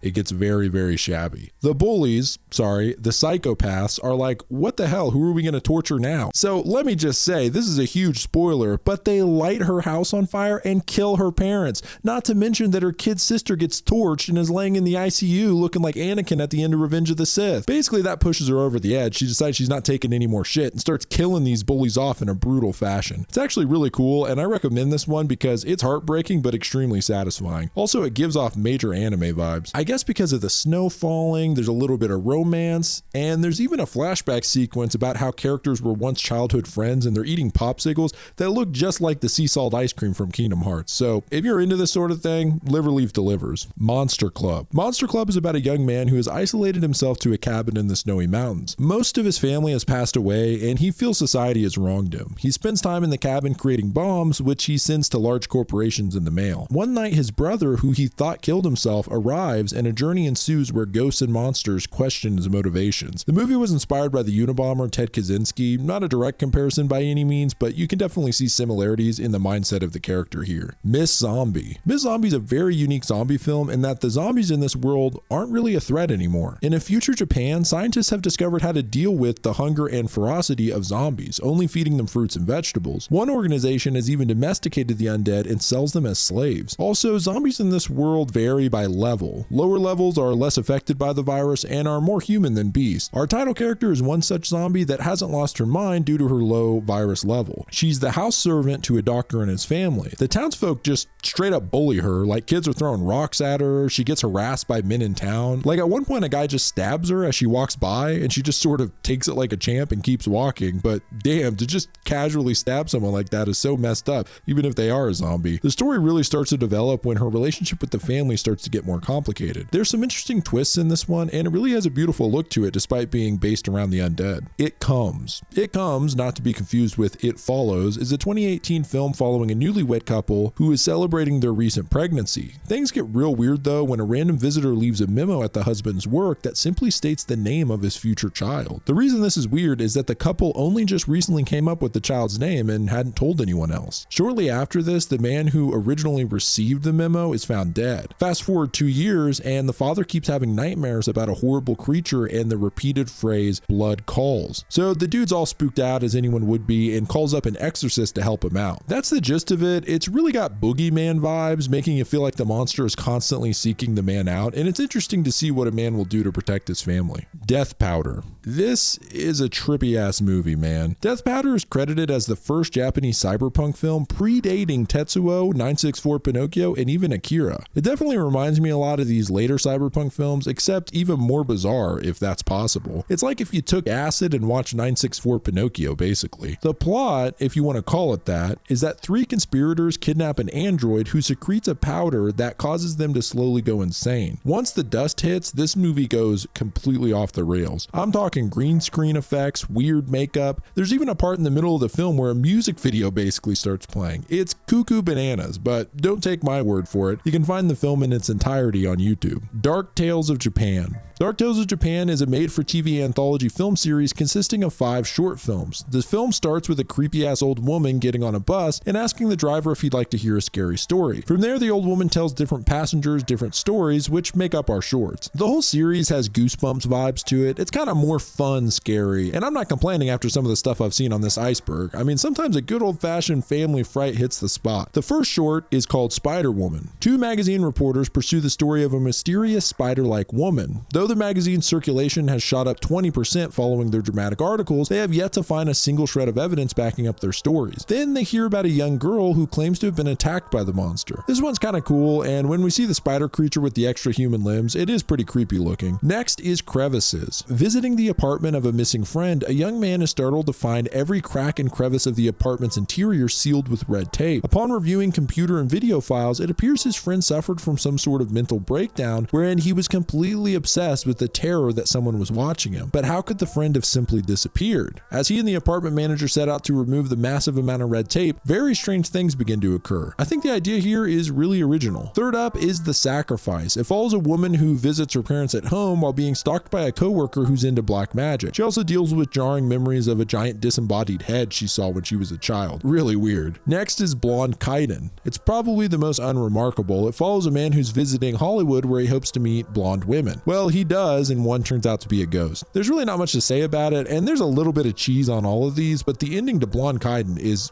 just laughable. The last is Premonition, which follows a businessman who successfully embezzles from his company. Everything seems to go off without a hitch until while on a train he finds that his fellow passengers seem to know a lot about him and what he's done. Pretty cool storytelling here, and definitely feels inspired by The Twilight Zone. After all the shorts, the film concludes with the old woman telling the stories, revealing that she is a ghost, which scares the shit out of a little girl on the bus. Hey, I'd be doing the same thing if I was a ghost. I mean, I can't knock her for that one. Hiruko the Goblin. This is one of those fun kind of horror movies. I don't think it was intended to be, and to be fair, it has some creepy moments, but it really feels like one of those 90s monster movies like Critters or Tremors. It's about an archaeologist who discovers a mysterious tomb that is told to trap the spirit of a yokai. There's a lot of really cool effects in this, but in a kind of campy way. There's a bunch of little creatures that kind of look like the chest burster from Alien, and the practical effects are just classic. The most notable thing is when the severed heads of victims grow spider-like legs and crawl around. It's pretty cool looking. Also, this is another Shinya Tsukamoto movie, by the way. I mean, what can I say? This guy's prolific. Bloody Muscle Bodybuilder in Hell. This might not be the scariest movie on the list. It might not be the most disturbing movie on the list, but Bloody Muscle Bodybuilder in Hell might just be the most entertaining. The plot is really simple. Shinji, a real beefcake bodybuilder, is asked by his photojournalist ex-girlfriend to accompany her along with a psychic to his childhood home, hoping to get photos of ghosts. Things go bad real quick when they find themselves trapped in the house and attacked by a deadly evil that has the power to possess corpses. Shinji is told in a vision from his father that the only way to kill the dead is by dismembering them, and a bloody fight ensues. Many people have called it the Japanese Evil Dead, and there's a good reason why. It really feels like a direct ripoff of Evil Dead. Although, maybe ripoff isn't doing it justice. It's more like an homage, and I actually really respect the director, Shinichi Fukuzawa, for writing, directing, editing, and starring in this thing with a shoestring budget. It's a very low quality movie, but it makes up for it with entertainment value and charm. The title character definitely feels modeled after Ash Williams from Evil Dead, and even uses some of his lines. One of the best moments in the movie is when Shinji has his suiting up moment and grabs a bunch of weights before making an epic entrance with dramatic music and all.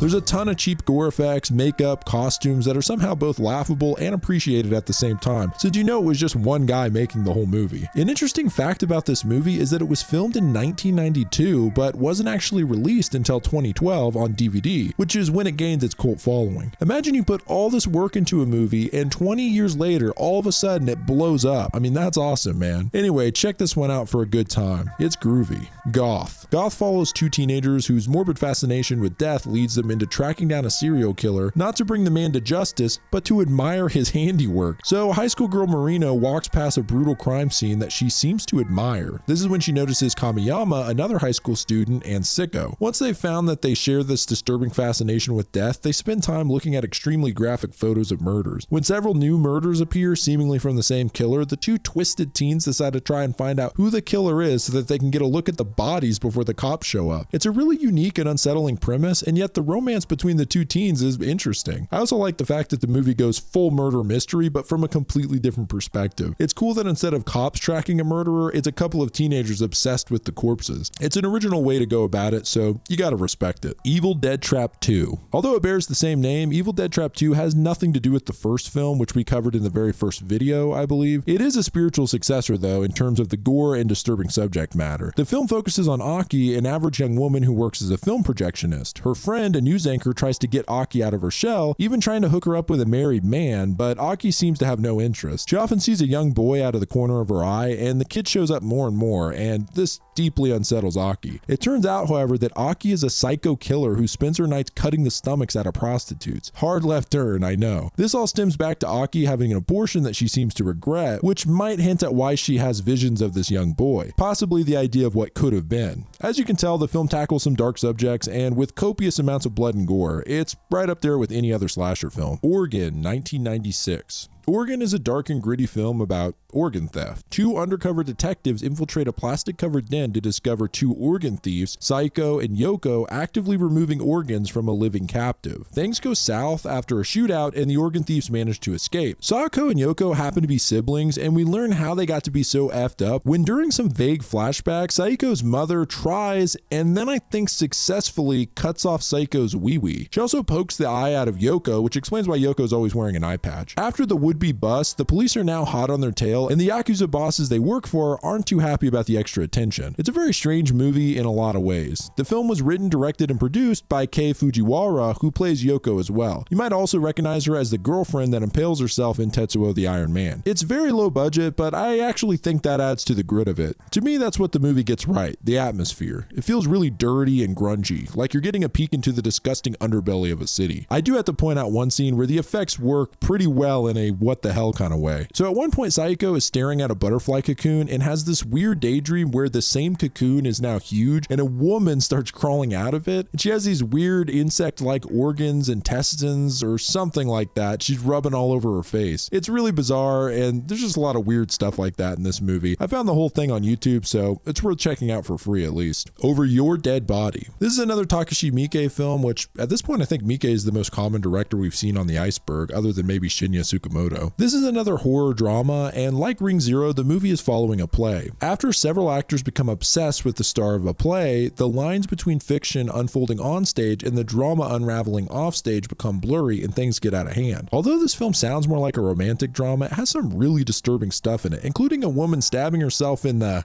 Yahoo, in her hoo-ha. Her vagina, okay? She goes full Michael Myers on her snatch is what I'm trying to say, and with forks, I might add. There's also a scene where a woman basically busts a huge pussy boil on her head by digging into it with her fingers, and huge amounts of skin and hair come off, exposing her eye socket. Man, drama kids really don't fuck around. All Night Long. All Night Long, no relation to the Lionel Richie song, is a 1992 film that follows three teenage boys and their struggle to get a date. I know right now it sounds like Superbad or American Pie or something, but man, it takes a dark turn, trust me. Well, the movie really kicks off when three strangers witness a random murder of a girl. Basically, they're all waiting at a train next to a teenage girl when a crazy businessman comes out and stabs her. First, she tries to block him, so it goes right through her hand. Then he just goes to Stabville on this girl and just stabs her till she's dead. So this whole traumatizing instance ends up bonding the three teenage witnesses together, and they start hanging out. They all make a deal to throw a party, and each one of them has to bring a date. A lot of the movie after this feels more like a teen drama, as the boys each try to get a date for the party. That is, until things go wrong. And I don't mean fun, zany, Mr. Bean's holiday kind of wrong. I mean murder and rape kind of wrong. I can't believe I just said Mr. Bean and rape in the same sentence, but that's just the life I lead at this point, I suppose. I'll get into it a little here, so spoilers ahead. One of the boys and his potential date get jumped by gang members, and they beat the hell out of the dude and then assault the girl. Worse than that, they use scissors to cut her Achilles tendon so she can't run away. I mean, I told you it takes a hard left. Anyway, the three guys end up attempting to get revenge on the gang by getting a hold of a gun and tracking them down. From here, things go really, really bad. I've heard that there are several movies in this series and that this is actually the most tame out of them, so it makes me wonder how effed up the sequels get. Grateful Dead. No relation to the band, Grateful Dead is about an isolated young woman who develops voyeuristic tendencies, watching people with high-powered binoculars until things get severely out of hand. This young woman, Nami, basically beat the hell out of a kid with a mop when she was young, and her parents were like, I ain't messing with this bitch, so she lived a mostly isolating and strange childhood. She ends up inheriting a fortune now as an adult, which gives her plenty of free time to, you know, be a weirdo. So she starts watching different kinds of people,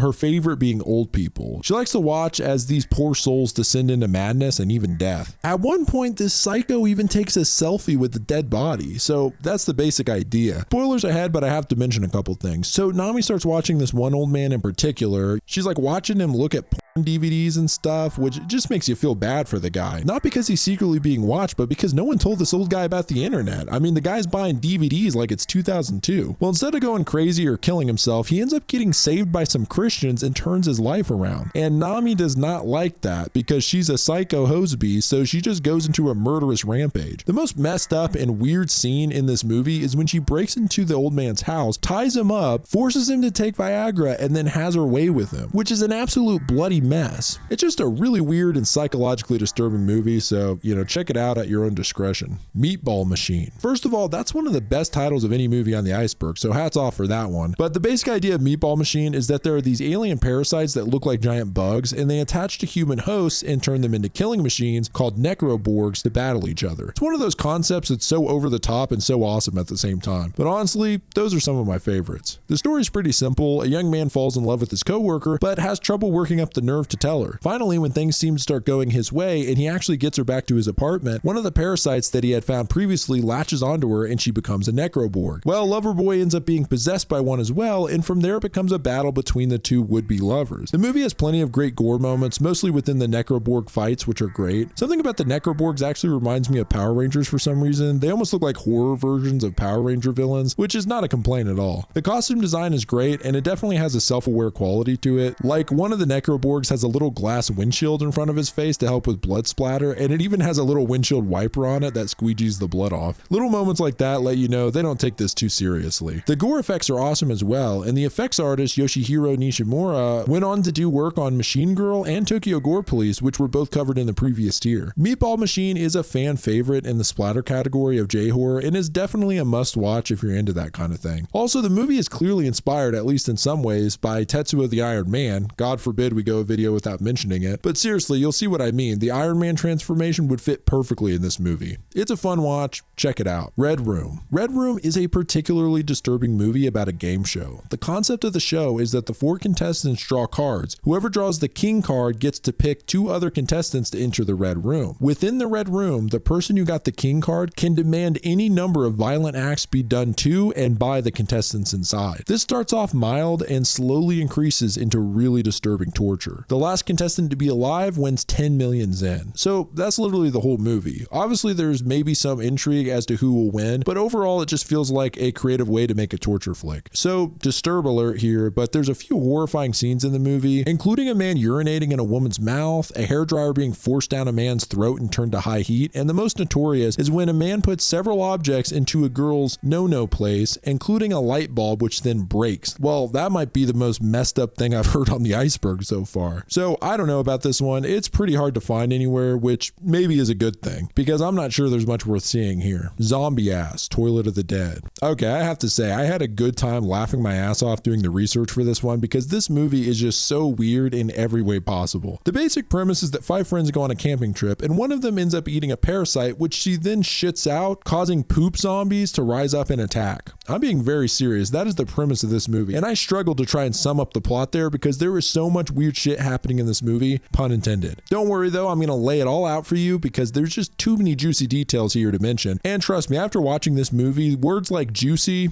they just hit different. Okay, strap in. I don't usually mention the title sequences, but I just have to because it's hilarious. The title is literally what looks like a first-person view flying through a colon while upbeat music plays and little bubbles float around that have some young chick shaking her jeans short covered ass. This goes on for like 2 or 3 minutes. At one point, the dancing girl pulls out a hot dog or hoagie or something and starts eating it. If anything, this title sequence sets you up for what kind of movie you're about to watch. So our main character, Megumi, is still struggling with the death of her little sister, and to take her mind off of it, she took up her friend's invitation to go on a camping trip. The friends consist of Aya and her boyfriend, Maki, a model, and Naui, a complete dork who just feels like a nerd stereotype from the 80s. The reason they're going out to the woods is because Maki has heard that there are parasites in the water that make you skinny. So I kid you not, they go out to catch fish that have the parasites in them so that Maki can ingest them to help her become skinnier for her modeling career. That's already one of the craziest starts to a movie I've heard, and we haven't even gotten to the poop zombies. So Maki ends up getting some severe diarrhea, and as she holds her ass and runs to the nearest outhouse, you hear the most goofy soundbite style fart noises. She gets to the outhouse and drops trowel. While she does this, a zombie face emerges out of the poopy water. I'm just gonna warn you now, I'm gonna be saying poop, fart, and variations of these words a lot during this, so just bear with me. So the zombie starts going at her ass, and she lets a CGI cloud of green fart into the zombie's face, which, you know, discombobulates the thing, and she runs out. Guys, this is just the first action sequence of the movie.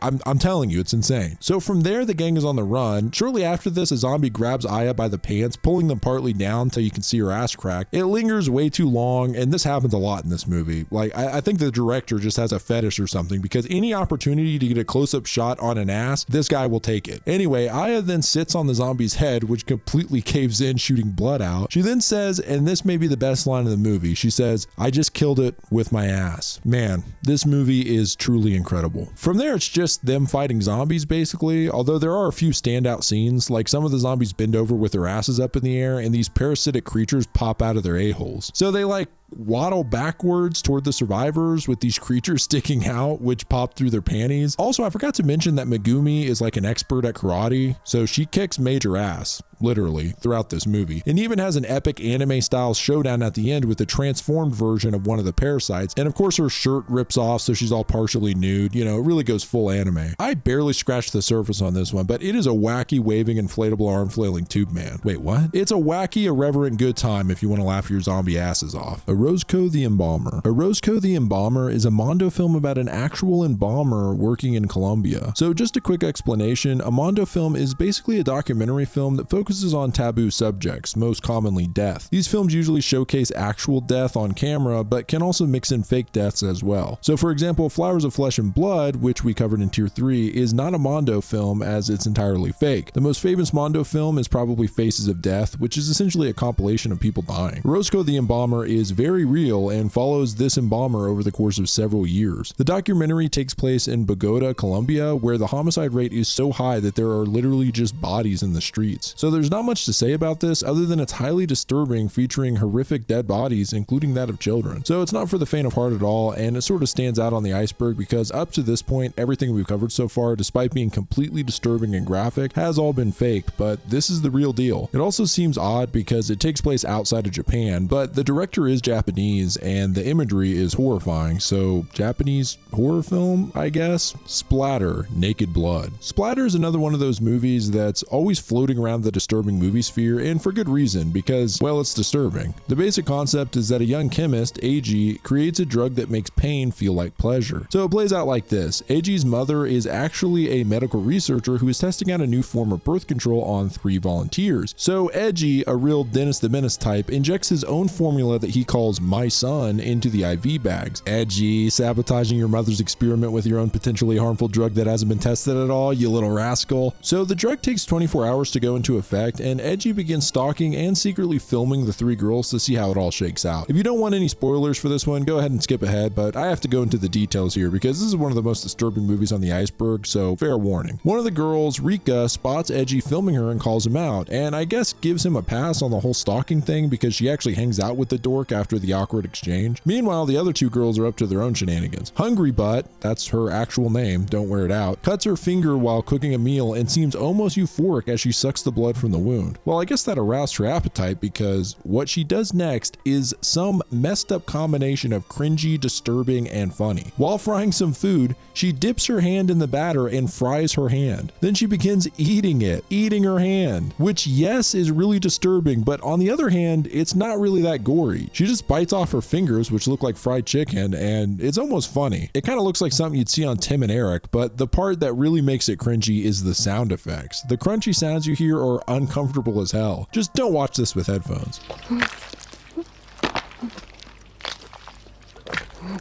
Meanwhile, the 3rd girl, Vanity, has been making little cuts all over her body, and as she sits in front of the mirror covered in blood, she just starts stabbing her arm until Rika shows up and just slaps the shit out of her as if to say, what the hell are you doing? So she says they'll go to the hospital tomorrow to figure out what's up with them. What, you can't go now? Anyway, back to Hungry Butt, and it gets bad. It gets so bad. Eiji is filming her through her window, and brace yourselves guys, this gets really gross. Well, she's eating more of herself, and by herself I mean with a knife and fork she cuts off her own and eats it. I really don't think I can eat a roast beef from Arby's anytime soon after this one. She also eats her nipple and suddenly stabs herself in the eye with the fork, pulls it out, and eats it. I've covered some nasty stuff on this iceberg, but my god, this is one of the most disgusting things I've ever seen, and much like with the guinea pig series, I have to give props because her yanking her own eye out is one of the best gore effects I've seen throughout all of these movies. That being said, I don't ever want to watch it again. So Rika ends up discovering Hungry Butt's body, who ended up dying, obviously, along with Vanity, who stabbed herself in the head. So Eji's all pissed off that his experiment didn't go as he'd hoped and fesses up to his mom about the whole thing. He gets all emotional and starts trying to kiss her.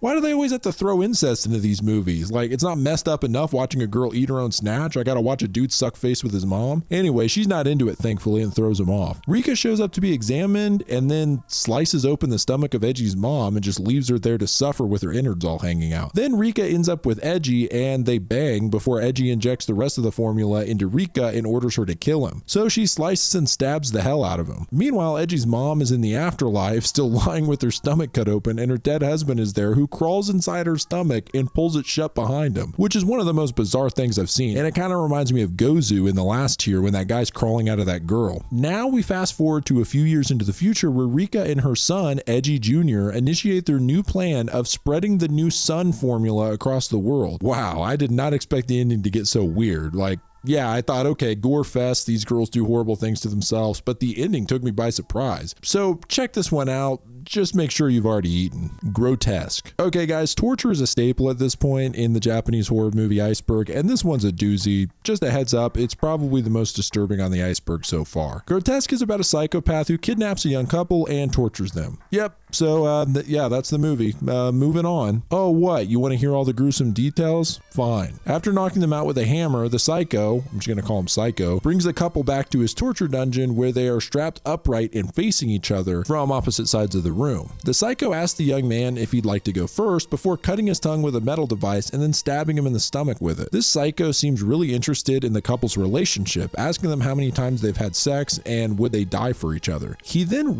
rapes both of his victims and makes the other watch. I mean, clearly the guy's a real romantic. Eventually he moves them onto operating like tables and begins mutilating them in several different ways. This includes cutting off the male's fingers and making a necklace of them, which he then places around the girl's neck, cutting off the girl's nipples, which I don't think we've seen since Tier 2 with Ichi the Killer. He also cuts off the girl's arms, so call back to Flowers of Flesh and Blood. I think the worst part is when he tells the boy that if he can't withstand the torture, he'll begin to torture the girl instead. After this, he drives a nail through the guy's sack, which it shows in detail, and then cuts off his wang, which is also shown. It's like someone took all the most messed up things we've covered in the Iceberg so far and just smashed them all into one torture film. After he does this, he treats the wounds so that they'll survive longer, which sort of suggests, along with the equipment he has, that he's a surgeon or doctor. So big spoilers after this point, not that it matters. It's not like when Han Solo died. People aren't going to be like, damn man, why'd you spoil the ball torture? I would have liked to be surprised. Anyway, the couple eventually wake up in what looks like a more traditional clean hospital room. The psycho surgeon comes in and tells them that he's been satisfied and tells them that once they've healed up, he'll let them free, turn himself in, and give them his accrued fortune, which is a pretty large amount. There's a touching moment alone in the hospital room where the couple promises to support each other after they get out. I mean, it kind of makes you think, maybe there's a light at the end of the tunnel here. Nope. The couple once again wake up in the torture chamber. I mean, that's so messed up. The guy just basically pranked them. It's like the most effed up Rickroll of all time. I mean, what an absolute dick. So the psychosurgeon reveals one last test of love between the couple. He cuts out the young man's intestines, attaches them to a hook, and promises that if he can make it across to the girl and cut her ropes with a pair of scissors, he'll finally let them free. Unfortunately, as he makes his way across, stretching his intestines further and further out of his body, he discovers that under the rope is metal wire and finally passes out. At this point, the girl just doesn't give a damn and spits on the surgeon, calling his mom a fat whore, which is unexpected and hilarious. In a fit of rage, he disembowels her with a chainsaw and cuts her head off, which up to this point the movie's been portrayed in a fairly realistic way. I mean, it's not like the devil's experiment or anything, but not goofy. That is until this moment, because the girl's head, still being conscious as it flies through the air, nosedives to the guy and bites his neck. It looks like something from Evil Dead 2. I mean, it's nutty. At the same time, the dude passed out on the ground regains consciousness and uses the scissors to slash the dude's foot. Unfortunately, it turns out that the psycho survives, and the whole movie ends as he goes for another victim. As I said, this has got to be the most disturbing film on here so far, not just because of the torture, because we've probably seen stuff that's on par with that in some of these other films, but I think it's the psychological aspects of this one that bring it to a new level. The way the surgeon is obsessed with the relationship between the couple and the way he actually tricks them into thinking they'll be free, it's just so messed up. I'm curious what you guys think, because when we did the guinea pig movies, at least 1 and 2, it felt easier to say that they didn't really feel like real movies, but this one is shot well. I mean, it's got a production, even though it's low budget, and it's not pretending to be a snuff film or anything. Plus, there's something resembling a story here. I mean, what do you guys think? Is there art to be found here? Tier 5. Tier 5's description reads, although these films had a release outside of Asia, they've been pretty much forgotten, logged by less than 500 on Letterboxd. Starting with Egg. This movie has a really interesting premise. A woman sees an egg every time she closes her eyes. This has been the case since she was a child, but one day she notices the egg is beginning to crack and a creature is slowly crawling out. It's really weird and really interesting at the same time. The movie actually plays like a horror comedy with some scenes that are straight up laugh out loud funny, and as the movie progresses, it gets more and more over the top. It has a lot of cool visual stuff. I already mentioned the fact that every time the woman closes her eyes, the egg appears, and they do this in a really cool way, and there's a lot of stuff like that in this movie that made it stand out to me. A drowning man. A man finds his wife dead in the bathtub and begins to call an ambulance, but never finishes the call. He instead lays her body down on the couch and drinks himself to sleep. The next day, he's surprised to find his wife waking him up. At first, he's happy, but can't get past the fact that he saw his wife's corpse the night before. He begins to question his sanity and finds that the apartment begins to stink. While the concept itself is fairly disturbing, this movie fits more into the drama category than horror. It seems to be an allegory for divorce, and considering it was done on almost no budget and takes place entirely in the apartment, it's remarkably interesting and well acted. Dead Girl Walking. Dead Girl Walking might be one of the most depressing movies on the Iceberg, and maybe one of the most artistic. It's actually part of Hideshi Hino's Theater of Horror, which is a collection of 6 horror short films based on Hideshi Hino's mangas. When I first covered these movies, I actually didn't really know much about Hideshi Hino, and after I did the disturbing manga Iceberg, I became a huge fan, so if you like some of the concepts in the Theater of Horror movies, definitely check out his comics. A girl named Sayuri is pronounced dead, but for some reason she continues to live while her body slowly deteriorates and rots. shots. It's one of those films that's so interesting, I want to just tell you everything, so spoilers ahead. So her family gets sick of the rotting flesh smell and shows up in her room one day with a jug of gasoline ready to light her on fire. So yeah, the movie's messed up right from the get-go. By the way, Sayuri is nothing but sweet the entire time, and you can't help but feel bad for her because it's not her fault she's a walking zombie. Anyway, she runs and the mom tries to stab her, which leaves a big nasty gash on her arm. Sayuri yanks the knife out of her arm, which incidentally stabs her mom through the eyeball, who has the most blood-curdling scream.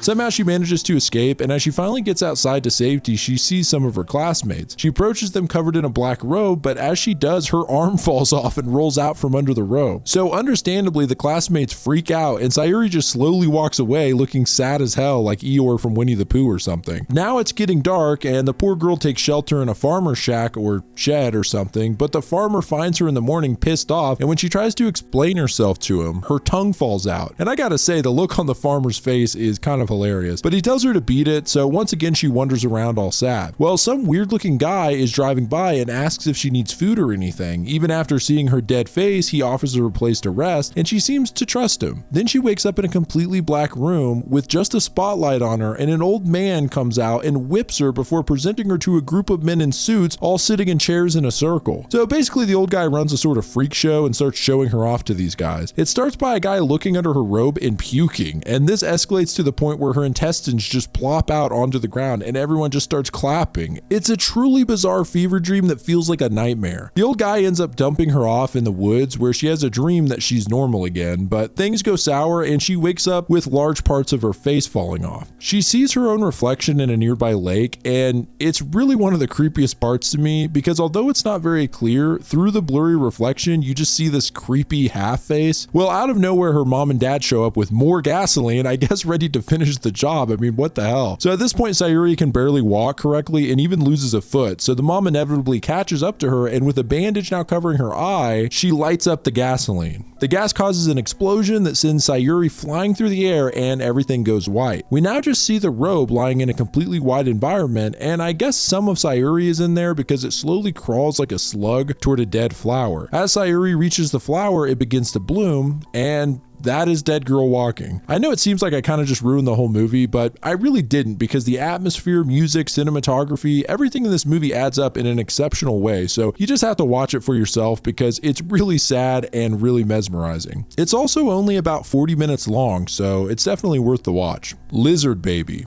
Lizard Baby is exactly what it sounds like. This is another short from Hideshi Hino's Theater of Horror. So this movie's really strange, but it's about a horror writer who can't seem to come up with any ideas for a new screenplay. His wife is pregnant, and after a checkup, he gets a brilliant idea. What if he wrote a movie about a man whose wife is pregnant and gives birth to a lizard? So his wife's like, what the hell? I'm actually pregnant. You can't be writing stories like that. But the dude ignores her and does it anyway. Well, here's the clinker. Obviously, the story he's writing ends up actually happening to him. His wife becomes pregnant with a half human, half lizard hybrid and gives birth to the thing. So now the guy has to deal with having a half lizard baby while also going into production on a movie about that exact premise. It's kind of wild on a couple of different levels. The thing is, it's not a scary movie at all, and it actually comes off pretty funny, but I don't know if that was intentional or not. Like, the baby itself is just kind of a shitty practical effect, like something you'd see from the 80s. It kind of looks like a knockoff of the baby from Dinosaurs, actually. It's not really gory or anything other than a little bit of blood. It's just with the baby being goofy looking and the circumstances being so weird, it does come off very comedic and surreal, but I don't think that's a bad thing. It's only a 50-minute film, so there's plenty to work with here, making it pretty entertaining. Boy from Hell.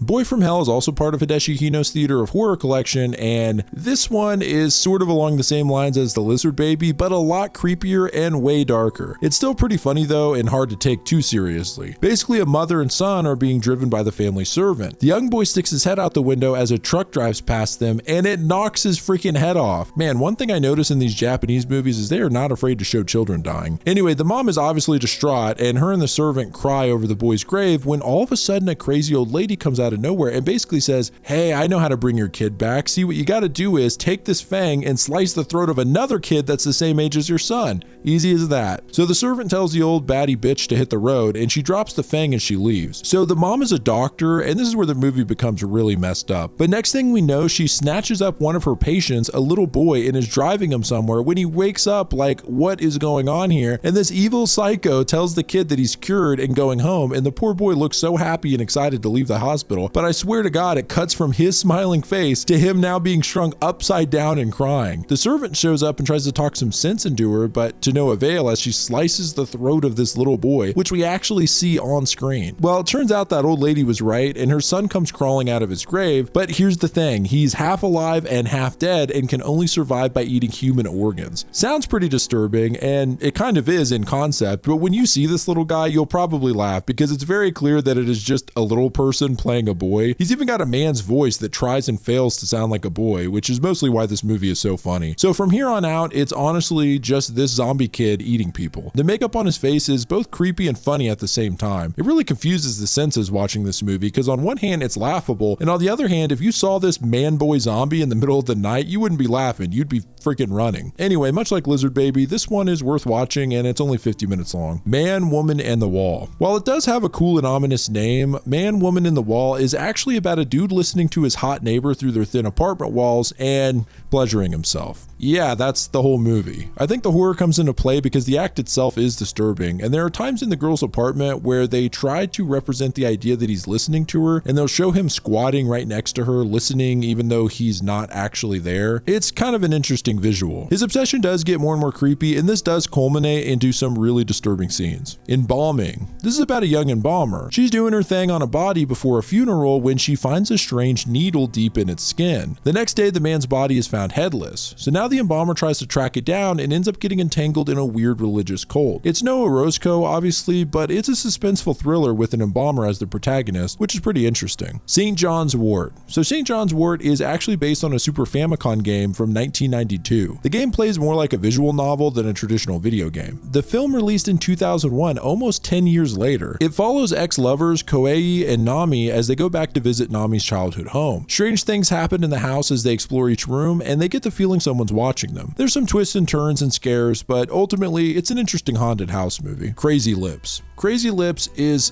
really bizarre horror. Unfortunately, this movie is almost impossible to find, and I couldn't get a hold of it myself, but I gathered all the information I could, and basically from what I understand, people say it's a real genre bender type movie. The basic plot is that a woman seeks a psychic's help after her brother is accused of beheading 4 schoolgirls, and shit just gets really crazy after that. Apparently, there's everything from major gore to incest and nudity, so it seems like a really wacky movie. A lot of people label it as a horror comedy, although I've heard that it's all over the place, even including random musical numbers. So I definitely want to get a hold of this film at some point to see what all the fuss is about. Evil Dead Trap 3. Evil Dead Trap 2 has actually nothing to do with the first 2 movies, but is just another example of international marketing, as the film's true title is The Brutal Insanity of Love. It's about a detective trying to solve a murder and having to figure out who the killer is between several suspects. Many have said that it's the worst of the 3 Dead Trap films, and at least Evil Dead Trap 1 and 2 share the similarity of being really gory, whereas this one is maybe the most boring in that regard, with almost no brutal deaths. I wish I had more to say about it, but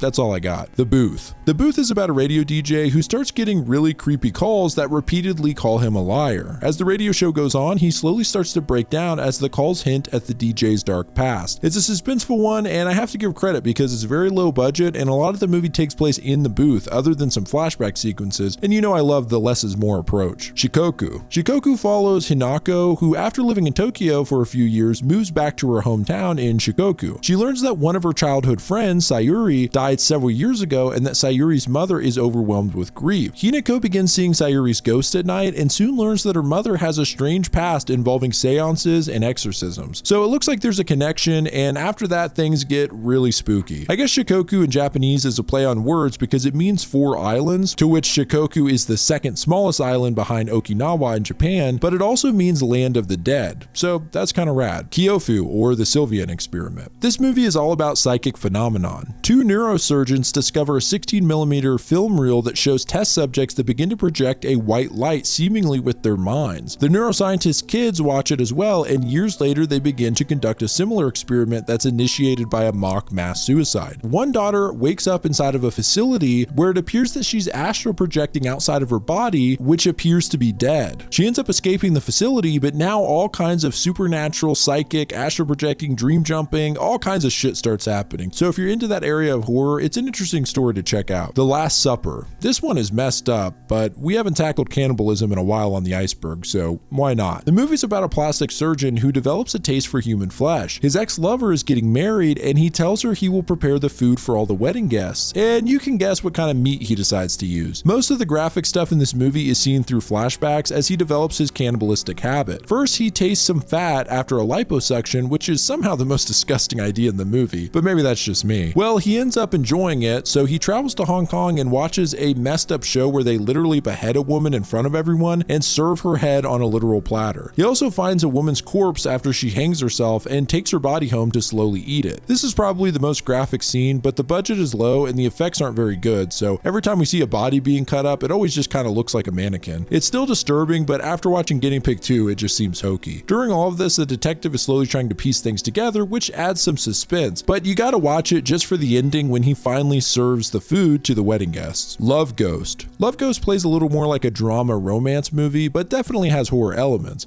It follows schoolgirl Midori, who moves back to her hometown and is pleasantly surprised to find her old friend Ryusuke still lives there and is in her class. Rumors about a beautiful boy fortune teller who appears at a nearby shrine start popping up, and they say that the boy's beauty is enough to make a girl's heart stop. It doesn't sound too scary, but people start mysteriously dying around the same time, so we got a good old supernatural mystery on our hands. There's really no gore or anything like that, but if you're looking for more drama horror with a little bit of romance on the side, check it out. Zoo.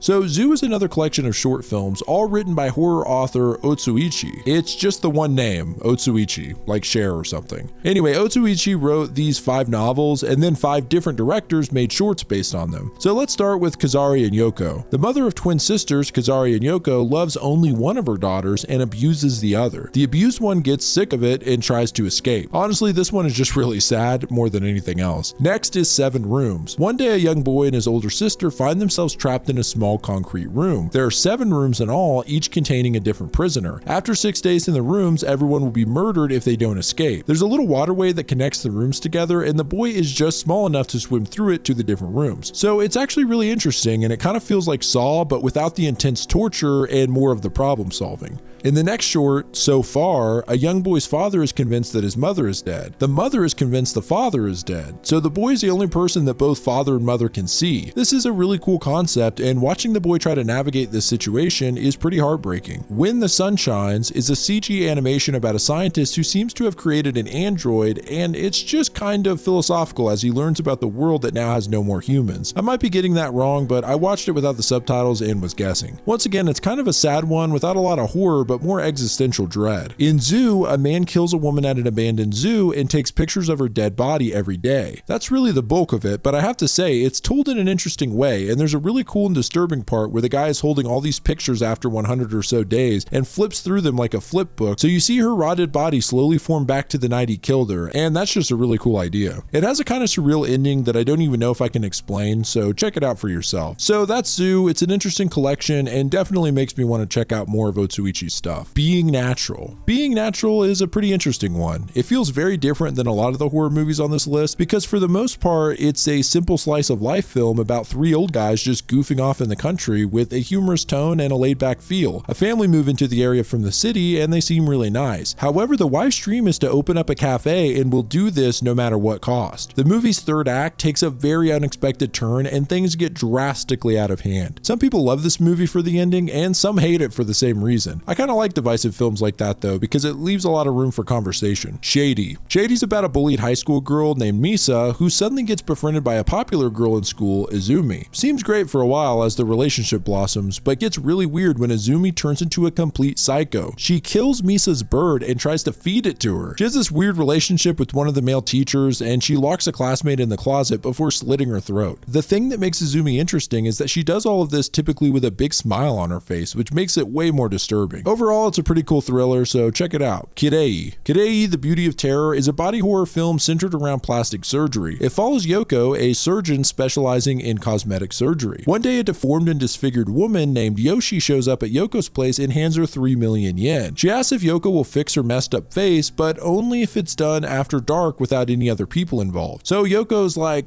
nah, too risky, screw that, until the woman hands her another 3 million yen. And Yoko can't refuse, so she accepts her offer. So Yoshi shows up, fills out some forms, and goes under the knife. This is where the real body horror comes into play, as we see Yoko cut open her eyelids and remove fat, all while Yoshi is awake and staring, which is really creepy to watch. So after the surgery is complete, Yoshi says she now wants her entire torso redone, and offers Yoko 5 million yen. At this point, she asks her where she's getting all the money, and she avoids the question. So most people would jump off the boat here because something smells fishy, and it ain't the eyelid fat getting warm on a kidney dish. But I guess Yoko's strapped for cash and does more surgery on this crazy lady, and this one is so gross. We see Yoshi getting liposuction, and yellow fat is sucked from her belly as she yells for more and more to be removed. She then demands an operation to fix her vag as well, and gives Yoko even more money. So later, Yoshi calls up and is addicted, wanting even more surgery, and finally Yoko just tells her no. So later, Yoko's banging her doctor boyfriend on the operation table while Yoshi watches like a creep from the window. So spoilers after this point, but a couple of weird things begin to happen. Like for instance, Yoko finds her red wine has been replaced with blood, and soon after, one of the nurses prepares to clean her face and finds that the facial cleanse had been replaced by acid, which literally starts melting her face off. Also, some old coos shows up at one point to inform Yoko that one of the breast implants she didn't sit right, and now one of her titties is disfigured and rotting. Ugh. She refuses Yoko's offer to fix it and chews her out. At this point, Yoko's getting all messed up mentally and starts thinking she's seeing Yoshi everywhere, but can't find any information on her since she used a fake name. Well, one day she pops into her office and finds that her boyfriend is having an affair with some other chick, and it turns out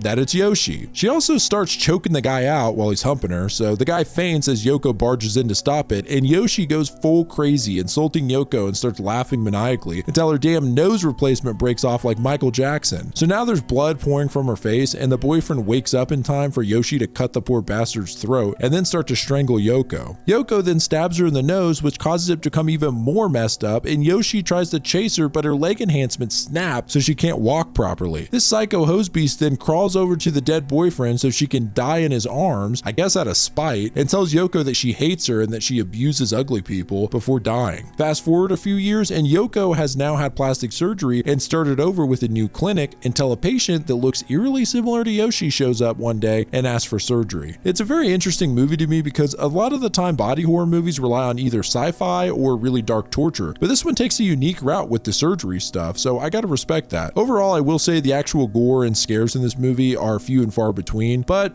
there's a lot of sex in it, so there's that. Kichiku, Banquet of Beasts. This movie follows a group of left-wing extremists that really act more like a cult. They all live in a house in the woods, and when the group's leader commits suicide in jail, all hell breaks loose and everyone starts doing all kinds of messed up things to each other. That's basically the whole movie. And maybe I'm not being fair, but for God's sake, the first scene of the movie is a sex scene where all you see is a man's bare ass that goes way too long. Anyway, I thought it'd be fun to read the IMDb Parents Guide just so you guys can get a taste of the disturbing stuff that happens. So the Parents Guide says, all of these scenes are shown in gory graphic detail. Much of what happens is often shown in close-up, and the aftermaths are often shown for minutes at a time. A man is stabbed in the face, a man is tied to a tree trunk and beaten over and over again for almost 10 minutes before being shot in the face with a shotgun. We see the top of his face get blown off and we see his brain splattered. A man is castrated, a man breaks his leg and then is shot in the stomach. We see his stomach explode and we see his guts fall out. We see a man get his hand cut off with a sword. He then is slashed open and decapitated. We see a man get impaled through the head with a sword. We see a man cut his own throat. That's just a little taste of it, but you get the idea. This movie is just a crazy gore fest. And to finish up this tier, All Night Long 2. Man, the first All Night Long movie had some messed up stuff, but All Night Long 2 takes it to a whole nother level of deviance. It doesn't seem to have any connection to the first film other than the main character is another nerdy guy wearing glasses, similar to one of the main characters in the first movie. The nerd in question is named Shunoichi, and the movie follows as he basically gets mixed up with a violent gang and all kinds of messed up stuff stuff happens. I'll give you the gist of it, including some of the more disturbing stuff. Well, Shunoichi is walking down the street one day when he's approached by a man in white. In previous scenes, we actually see this dude in white killing small rodents and putting their guts in a pile. He smiles and offers Shunoichi protection, but it quickly cuts to the gang stripping him naked and beating him, but they eventually let him go. It seems like the guy in white has a thing for Shunoichi or something. It's really weird. He asks Shunoichi to hang out with him and they eat dinner together in an apartment, but when the man starts advancing on Shunoichi, he's not into it. So the guy pulls a knife on him and brings out a girl who's clearly mentally broken and possibly drugged as she tries to eat up some of the scraps of food like a dog. This is one of the most disturbing just because of how messed up the girl seems to be, and they show a close-up of her fingers where the gang ripped off her nails, which just makes me cringe. The man in white stabs her in the hand and pours milk all over her for some reason. So they stabbed her, drugged her, and pulled her fingernails off, but pouring milk on a lady? I mean, that's where I draw the line. He starts to manipulate Shunoichi now and gives him a whip to inflict pain on the girl while he watches from a security monitor. Well, the girl ends up blowing him and then puking on his face, so that's nice. The guy in white comes back and beats her almost to death, and they ditch her body in a garbage heap. After this incident, Shunoichi meets up with a hacker friend that he met online along with another guy. They all hang out that night, and one of them invites his girlfriend to come over as well. Well, they're all having fun when all of a sudden the gang shows up and things get very out of hand. The one hacker friend is forced to watch as they drug and abuse his girlfriend in front of him. The gang then puts her in the bathtub and starts washing her for whatever reason. What is up with this movie? Anyway, the gang leader then turns the water to scalding hot, and for whatever reason, Shunoichi, who's now becoming mentally deranged or something, just starts slow clapping. So yeah, he's totally lost it, or at least the gang leader's manipulation is paying off. They then give the hacker a knife and tell him to slash up his girlfriend or else get killed. In a big twist, the dude uses the knife to stab one of the gang members and then almost John Wick style kills all of them. It's really rad, and I have to say, a little bit of satisfying revenge. So now Shunoichi, who's just completely demented or whatever, pours gas on the gang leader's face and lights it on fire. I mean, the guy probably deserved it, but man, that's messed up. Meanwhile, the hacker and his girlfriend are banging in the next room, right next to the bed she was just assaulted on. Damn, dude, you couldn't go get help? How bad did you need to nut? You couldn't wait? Anyway, Shunoichi is now totally corrupted, slaughters the couple, and laughs. So that's all night long too. Definitely more messed up than the first one, and gets to the action way quicker as well. Tier 6. All right, so let's get right into Tier 6. The description reads, "We are now leaving what's available in the West. Here are some popular films never released on DVD or Blu-ray outside of Asia." Starting with Teke Teke. Teke Teke is based on a Japanese urban legend about a ghost of a schoolgirl who's said to have fallen onto a railway line where her body was cut in half by a train. She's a vengeful spirit who lurks in urban areas and around train stations at night. Since she no longer has a lower body, she travels on either her hands or elbows, dragging her upper torso and making a scratching or teke teke-like sound. If she encounters an individual, she'll chase them and slice them in half at the torso, killing them in such a way that mimics her own disfigurement. So the movie follows several people as they encounter this evil spirit, and I have to say, Teke Teke is very creepy in this movie, mostly because she moves fast.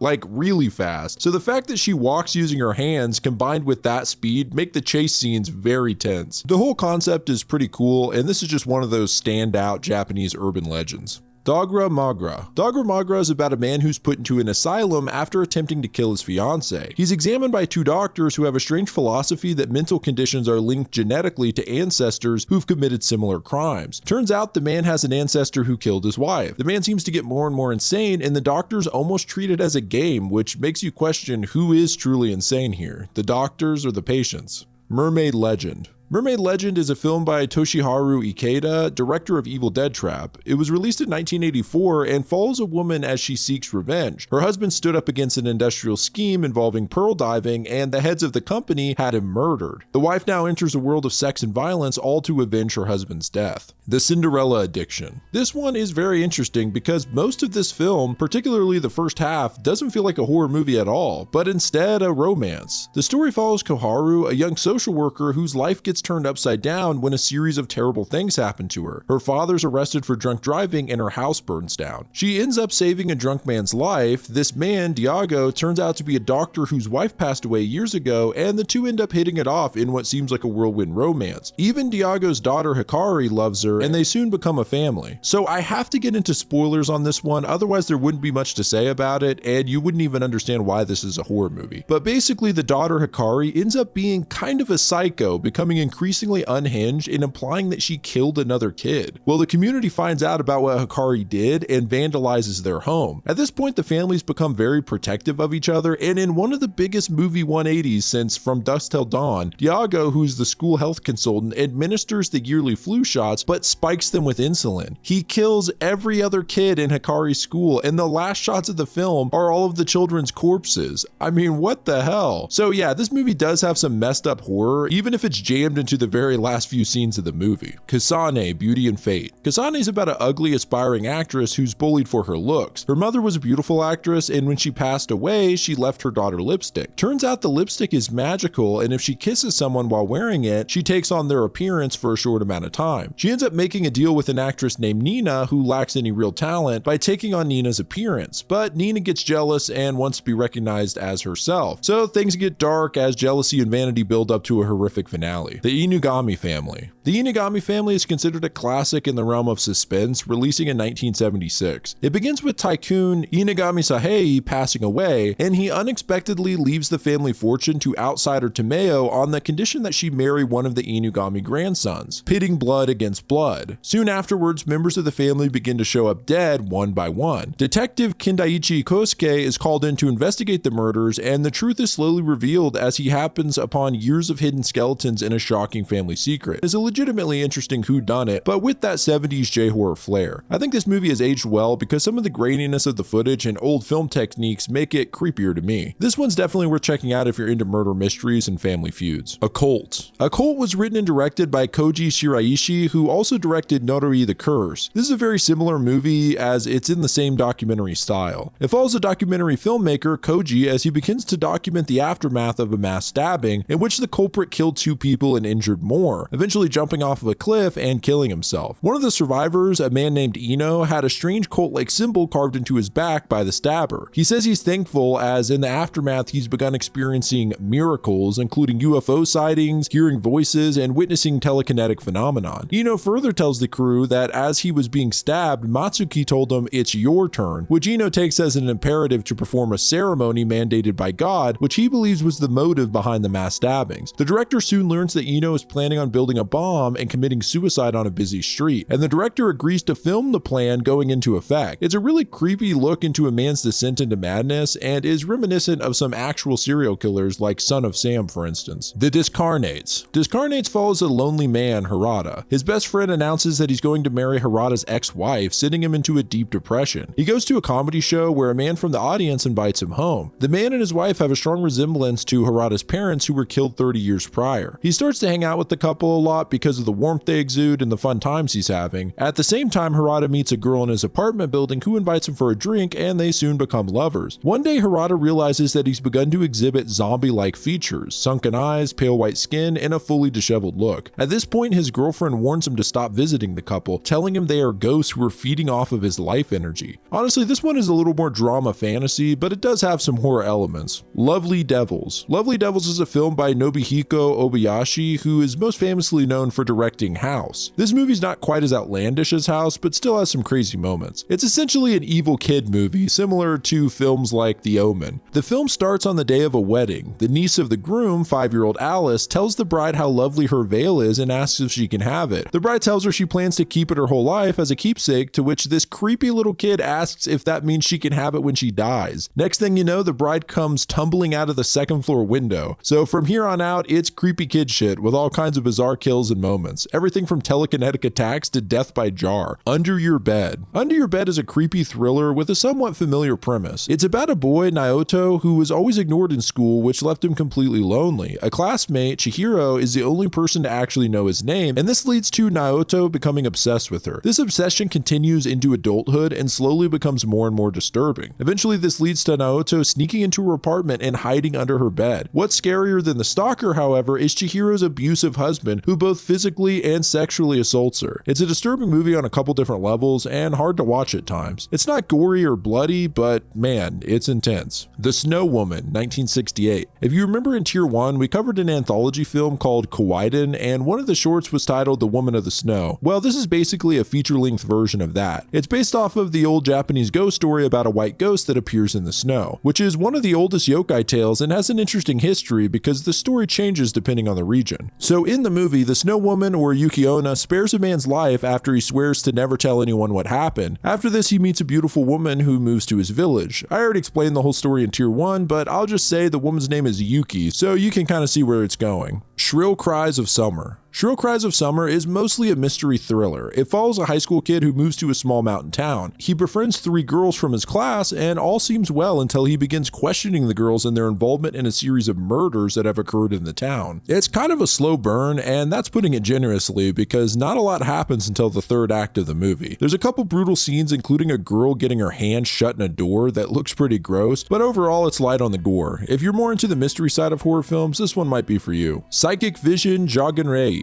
Psychic Vision is a found footage movie, which is actually surprising because it came out in 1988, which means it must have been one of the only notable found footage movies at the time because it wasn't a common style yet. It follows a news reporter who's doing a report on a pop star and her upcoming song and music video. Supernatural occurrences begin happening during production, and it turns out that the woman who composed the song died 7 years ago and is now back as a vengeful ghost. The film reminds me a lot of Notary the Curse, which is actually one of my favorites we've covered on the Iceberg. It's only 49 minutes, so it's kind of a perfect runtime for what it is. It has a good build up and a really cool ending that is executed very well, so it's short and sweet. It's not extremely graphic or anything, but I'll just say shit goes sour when they begin to shoot the music video and a couple of disturbing things happen. The Iron Crown. The Iron Crown is about a woman whose husband leaves her for a younger woman. The husband and his new lover stay in a hotel where they seem to have nothing in common but sex. The wife is now seeking revenge on both of them. The film has an interesting style as it tells a story in both the past, where the characters are represented as mythical archetypes, and the modern day, which is kind of a cool idea. Fatal Frame. The Fatal Frame movie, also known as Zero the movie, is an adaptation of an adaptation. What I mean is that the movie is actually based on a novelization of Fatal Frame the video game. If you're unfamiliar, the Fatal Frame games are a very popular horror series in Japan that some consider in league with Silent Hill, Resident Evil, etc. The games all have similar mechanics, which usually consist of the player character using a camera to identify various ghosts and spiritual entities. The movie has some similar aspects like photography playing a key role, but not at all to the extent of the games. The film is mostly based on a supposed curse. If you kiss a photo of someone you admire at midnight, you'll disappear. Some students try to get to the bottom of this and try to get help from a photographer. This particular photographer keeps photos of a group of lesbian girls who all committed suicide due to intense persecution of the time. Turns out one girl backed out and is said to have been haunted by her lover who went through with it, and this seems to be the catalyst for the curse that's killing off students. Haunted School. Haunted School is more commonly known as School Ghost Stories, which is a direct translation from the Japanese title Gakko no Kaiden. This film has an interesting background. It started with schoolteacher Toru Tsunemitsu telling ghost stories to his school children. He would tell all different kinds of stories, but it seemed that the ghost stories, especially ones centered around school, were the most common and effective. He eventually asked his students to send him their own ghost stories, and he received over 160. In 1990, the first volume of these stories by Tsunemitsu was released under the title Gakko no Kaiden. The stories were aimed at children and became very popular in Japan, which led to them being adapted into a TV show and then a feature film. It's kind of a fan favorite, and I can see why, because it's got a sort of Stranger Things, Goonies kind of vibe to it. It follows a group of school children who, through various means, all end up in their school after hours. The school is chock full of ghosts, and the kids have to try and get out alive. Compared to some of the more messed up movies we talked about on this iceberg, this one is a lot more lighthearted. It still has its scares and spooky atmosphere, but since it's centered around kids, it never gets too disturbing, so it works as a family film, which I honestly can't say for almost any movie on the iceberg so far. Don't Look Up. Luckily, we're not talking about the 2021 Adam McKay movie. This one's actually good. So Don't Look Up was written and directed by Hideo Nakada, who has actually directed a lot of great movies we've covered on the Berg so far, most notably Ringu. This is actually his debut film, released in 1996. The film follows a director and film crew as they attempt to produce a film, and while scrubbing through the film in the editing bay, the director, Murai, finds that the film is intermingled with some film from a much older movie. He notices a woman in the background of some of the shots, and one particularly disturbing shot, she seems to be laughing maniacally in the blurry background. I actually think this shot is terrifying, but to each his own. As production continues, one of the teen actresses accidentally falls to her death, putting a pause on filming. Murray learns that the underdeveloped film he'd found belongs to a movie that was never released due to the star actress falling to her death during production, and that the film Murray is working on is being produced in the same studio. I think this movie is great because it's a fairly subtle ghost movie and makes the low budget work. Sometimes the camera work and quality almost make it feel like a documentary, which adds to the creepiness without feeling too unprofessional. Some of the scenes I mentioned earlier that freaked me out work so well because there's not a loud dramatic score behind it to help build tension. It's almost pure quiet as he looks through the footage, which I thought was really cool. A Garden Without Birds. This is easily the shortest film on the Iceberg so far at only a 22-minute runtime, but it definitely packs in a lot of messed up stuff in that time. The basic premise is that a group of friends decides to have an orgy in a hotel room and even have a dominatrix and her gimp waiting to join the fun. They decide to take some drugs, and from there, it just goes off the rails. I've heard some people say this is basically an anti-drug campaign, and it kind of feels like it. If it is, then damn, Japan doesn't mess around about this kind of stuff. Just so you know what I mean, and because it's so much fun, I'm gonna read the IMDb Parents Guide so you can get an idea of what happens in this movie. A man who's about to have a shower hallucinates and imagines that his hand is a brush and starts painting birds on the wall. In reality, the man has slit his wrists and is painting the walls with his own blood. His corpse is found a few minutes later. A man comes up with the idea to cut up a corpse and flush it down the toilet. A man imagines being shot to death with multiple bloody squibs exploding out of his body. It's implied that someone's heart got cut out, and we can see the heart. A man who's about to slit another man's throat gets stabbed in his head with a corkscrew. The corkscrew gets yanked out of his head with a bit of skull still attached to it. A woman bites another woman's tongue off. A woman gets stabbed in the back of her head. The object exits through her eye. A woman attempts to bring a corpse back to life by using electric wires. A man helps a pregnant woman deliver a baby, and as soon as the child's born, the man makes a fire and roasts the baby. Earlier during the film, a truck could be seen running over a woman's head in slow motion, and her head splatters open like a watermelon. Well, that's one hell of a way to end that tier, holy hell. So let's move into tier 7. And just a heads up, this is where the Iceberg really nosedives into obscurity, as you can see from the description, but I tried to get as much info as possible, even if this feels like a speed round. So the tier 7 description reads, logged by less than 250 on Letterboxd, no films in this section have had a release outside of Asia. Starting with Nuns That Bite. I mean, what a name. This is another Pinku film, which is basically the softcore porn trend that was rampant throughout the 70s in Japan. It's technically in a subgenre called nunsploitation,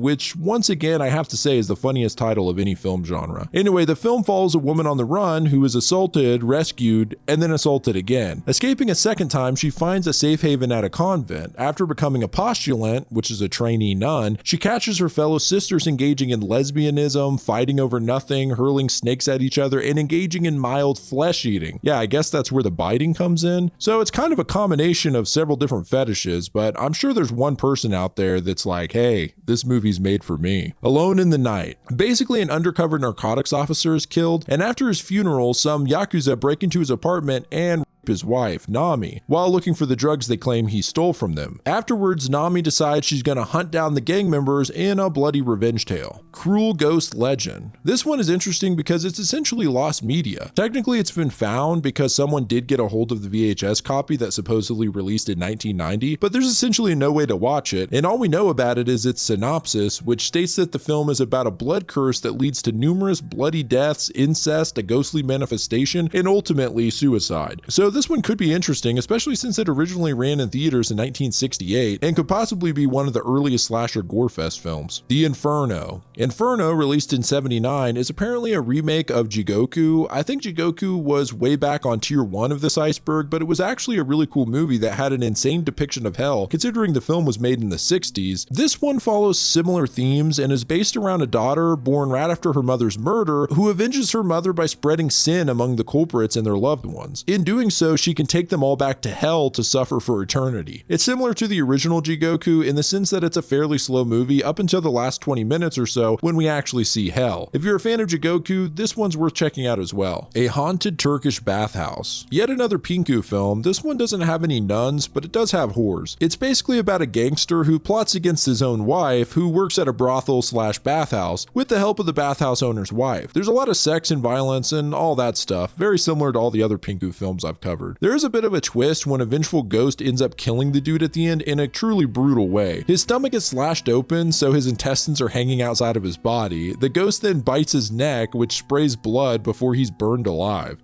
Pretty rad. Also, this has nothing to do with anything, but I thought it was weird that in the plot summary for this movie, the brothel is described as brothel cum bathhouse. I don't know if that's a bad translation or someone doing a bit, or if cum bathhouse is actually a thing, but it made me laugh, so I had to mention it. Curse of the Dog God. Curse of the Dog God follows a man who's looking for uranium in a rural Japanese village. Him and his crew accidentally run over a child's dog, which they leave to die as the boy sadly cries over its body. This all leads up to an epic climax when the Dog God takes the form of a woman who hunts the man down using supernatural strength and movement. Lullaby to Kill. A somewhat peculiar private detective, Kosuke Kendaichi, visits a remote town. He meets a local police detective, and the two start to investigate an old unsolved murder. In the process, a string of new murders begins. Kendaichi must find out about the past in order to reveal about the murderer in the present. Apparently, Kosuke Kendaichi is a famous detective character in Japan, being in over 80 novels. Bakeneko, a vengeful spirit. Bakeneko is an interesting term.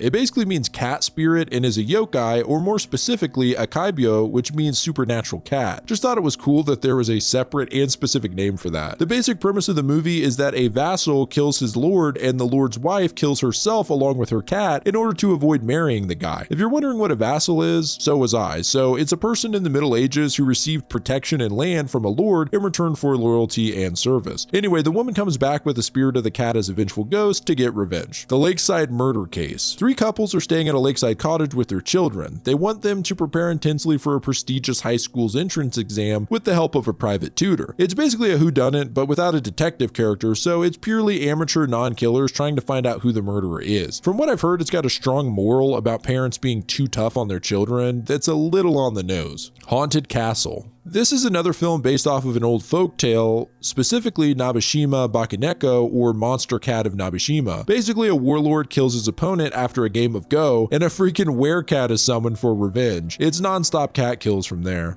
Suburo. This is a really strange one. Suburo has a very simple plot, if you want to call it that. A man and a woman wake up in a hospital room. The woman is a nurse, and the man has a large metal contraption on his back. So from what I understand, the entire movie takes place in this room, and as the nurse attempts to escape, the man is caught in between his dreams and reality, which leads to some really strange images. Apparently, most of the movie is just them having a very vague conversation that's completely up to interpretation. Some people have compared it to Saw, and I kind of understand that because of the cinematography and the metal contraption, but there really isn't any gore in this film, and it's notoriously slow moving. It seems people view this one more unfavorably than not, citing it as just boring and vague, but I feel like it might be one of those movies you just need to watch late at night and let your brain sink into it. Perfect Blue, 2002. Perfect Blue is more or less a live-action remake of the anime movie of the same name. I guess technically it's not an adaptation of the same novel as the anime, but instead an adaptation of one of the sequel short stories titled Perfect Blue Wake Me From This Dream. So it has some differences, but overall it's the same themes, with crazy stalkers and the main character slowly losing their mind. Difficulty Breathing. This is about a woman who suffers a violent attack and locks herself in her apartment as we watch her insanity unfold. The real horror of this film and its strength is how effective the movie is at showcasing anxiety. Someone knocking on the door or even a phone call seems terrifying in this movie thanks to the sound design. If you've ever suffered from severe anxiety or agoraphobia, this movie will probably be relatable and horrifying. The Ghost Cat and the Mysterious Shamisen. So Bakeneko, aka ghost cats, are just super common in Japan, I guess. This is another ghostly revenge tale. Basically, there's a stage theater actress named Mitsue who is in love with a shamisen player named Shizuro. A shamisen, by the way, is a stringed instrument originating in Japan. It's kind of like a skinny guitar or mandolin, something like that. Anyway, Seijiro unfortunately has the hots for another girl named Okio, and of course he's got the pick of the litter. I mean, the dude plays shamisen, so you know he gets poontang. So Mitsue, out of rageful jealousy, kills Okio and Kuro the cat, which the guy apparently loves. Why'd she have to kill the cat too? It's not like he's trying to bone the cat. So now the spirits of Okio and Kuro then merge into a vengeful ghost. It's interesting that the concept of human/cat ghost mergers are such a common theme in Japan and basically have their own subgenre. Death at an Old Mansion.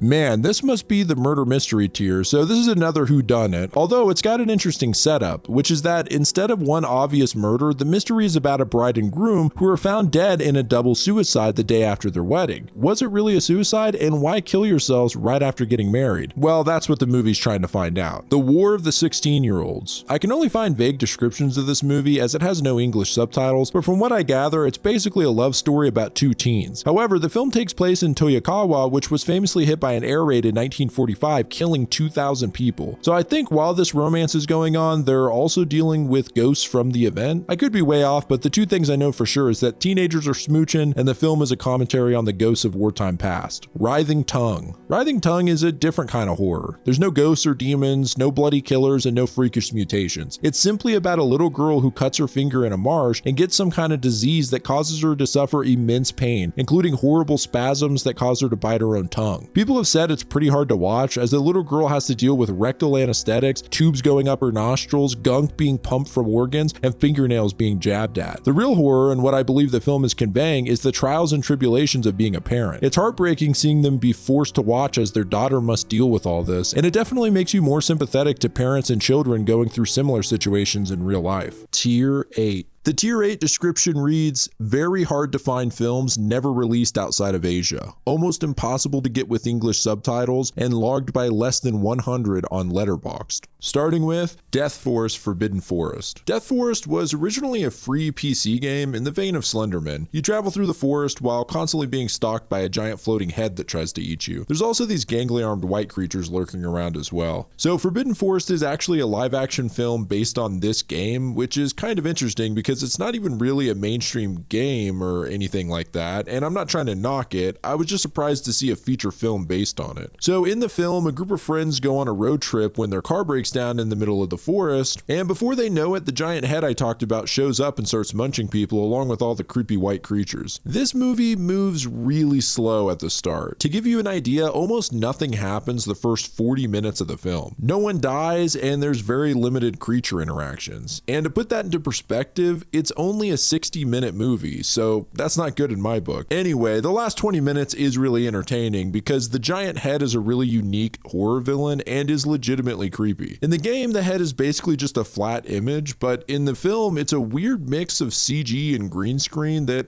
actually works for what it is. I was surprised that they show the creature for an extended amount of time. I figured it would be one of those movies where you only see brief glimpses, but no, there's a couple of shots that linger on their faces, so props for that. Labyrinth Romesque. This is another murder mystery film based on a novel by Edogawa Rampo. Basically, a serial killer is on the loose at a port town brothel. I couldn't get a hold of this one, but almost every review I've seen of this mentions that it's visually stunning and that the editing is way ahead of its time. Rebyo Densetsu, or Legend of the Cat Monster, is yet another cat monster movie, and this time it's kind of meta. It's about a screenwriter who can't seem to come up with a new idea when he suddenly lands the opportunity to write the comeback film of a legendary actress known for her beauty and even called the Japanese Cleopatra. When the screenwriter meets the actress, he finds it strange that she seems to be young and beautiful despite actually being an older woman. A director warns the writer not to sleep with her and that he's been chosen to do this job for a specific reason. The film is a sort of homage to actress Takeko Irie, also known as the cat monster actress. She's featured in the film along with her real-life daughter, who's basically playing a character inspired by her mother. So it's a pretty cool idea and a little bit of a twist on the cat monster movie. The Shadow over Innsmouth. The Shadow over Innsmouth is one of H.P. Lovecraft's most popular stories about a college student touring New England. He travels through the nearby decrepit seaport of Innsmouth, which is suggested as a cheaper and potentially interesting next leg of his journey. He encounters many strange people in this town and slowly uncovers stories of a secret underwater race known as the Deep Ones. These are humanoid fish-like creatures that worship Cthulhu. The females disguise themselves and mate with men along the shoreline to create human hybrids, all as a slow plot to eventually invade the land and incur a sacrifice for Cthulhu. After the student in the story uncovers even more information on the Deep Ones, he slowly finds out that he himself is one of these hybrids. The hybrids generally don't look any different than a human until they enter adulthood, and now the student begins changing. So that's the original story by Lovecraft, although I butchered it a little bit and left out a ton of interesting parts of the story, but the film more or less follows this same plot. Unfortunately, the subtitles were wacky in the version I watched of this, and I had no idea what was going going on, at least verbally. But knowing the original story, I could follow along for the most part. It still features the student from the story, and of course the town of Innsmouth, and definitely involves the Deep One, so we got a lot of the basics. The first half of the film doesn't really capture that Lovecraft vibe to me, I think just because it's bright daylight most of the movie, and the music has a more upbeat tone. But I will say the last half hour really does get darker, both literally and in tone. It's kind of cheesy, but the ending is actually really cool, and there are some creepy moments involving the Deep Ones, so check it out if you want to get a slightly bizarre adaptation of the original story. J-Horror. J-Horror is an anthology movie, and I'm using that term loosely here because it consists of a series of Japanese shorts that are basically just a showcase for special effects and scary concepts. All the shorts are done in a found footage style and were actually produced by Koji Shiraishi, who directed a few found footage movies on the Iceberg, namely Noroi the Curse. The interesting thing about J-Horror is that a lot of the shorts from it circulated heavily on YouTube after it came out in 2008. It was actually fun tracking down some of the clips on YouTube because I remember watching a few of them back in the day. A couple of examples are a group of people out at lunch who are recording a woman sitting in the same restaurant they say looks like a ghost. Eventually we see the woman walk onto the subway tracks as a train comes and hits her. My personal favorite though is a video where two fishermen find a weird sea blob creature and start poking it before it explodes. The reason it's my favorite is that I was fascinated by that video when I was younger and completely believed it was real. So I have to give props to the series for that. The ghosts and creatures may be hokey at times, but the videos altogether just looked like real people filming, which made it a lot creepier, especially when you stumble upon a random clip on YouTube. Saya, Perspective in Love. Saya is about a porn photographer locked in a love triangle between the guy she wants and the psychopath that wants her. From what people have said, this movie is slightly disappointing in the violence and sex category, as it's mostly a drama about mentally disturbed people. But hey, apparently there's a character who obsessively draws penises just like Jonah Hill in Superbad, so that's cool. A Scream from Nowhere. An adaptation of Edogawa Renpo's novel of the same name, A Scream from Nowhere is another murder mystery, although this one features a lot of sadomasochism. The movie is fairly run-of-the-mill as far as mysteries go, but the cinematography is great and ahead of its time. Island of Evil Spirits. This is another murder mystery featuring the famous film detective Kosuke Kendaichi. The whole story is following the detective hearing the last words of a dying man that washes up ashore about a mysterious island. Yoba. Yoba is an alternate title, the other being The Possessed. I just want to note that this one is logged by less than 10 on Letterboxd, just to give you an idea of the obscurity. The basic plot is that a woman gets pissed off and jealous because her friend marries a dude she's into. Well, lucky for her, the dude is a sleazeball and is fine cheating on his wife with the friend. Well, now the married woman is pissed and basically summons an evil god for revenge, although it comes at a cost. A rapidly aging old lady ghost emerges from its watery grave to get shit done. It's a fairly generic revenge tale, but the effects on the old witch are pretty cool.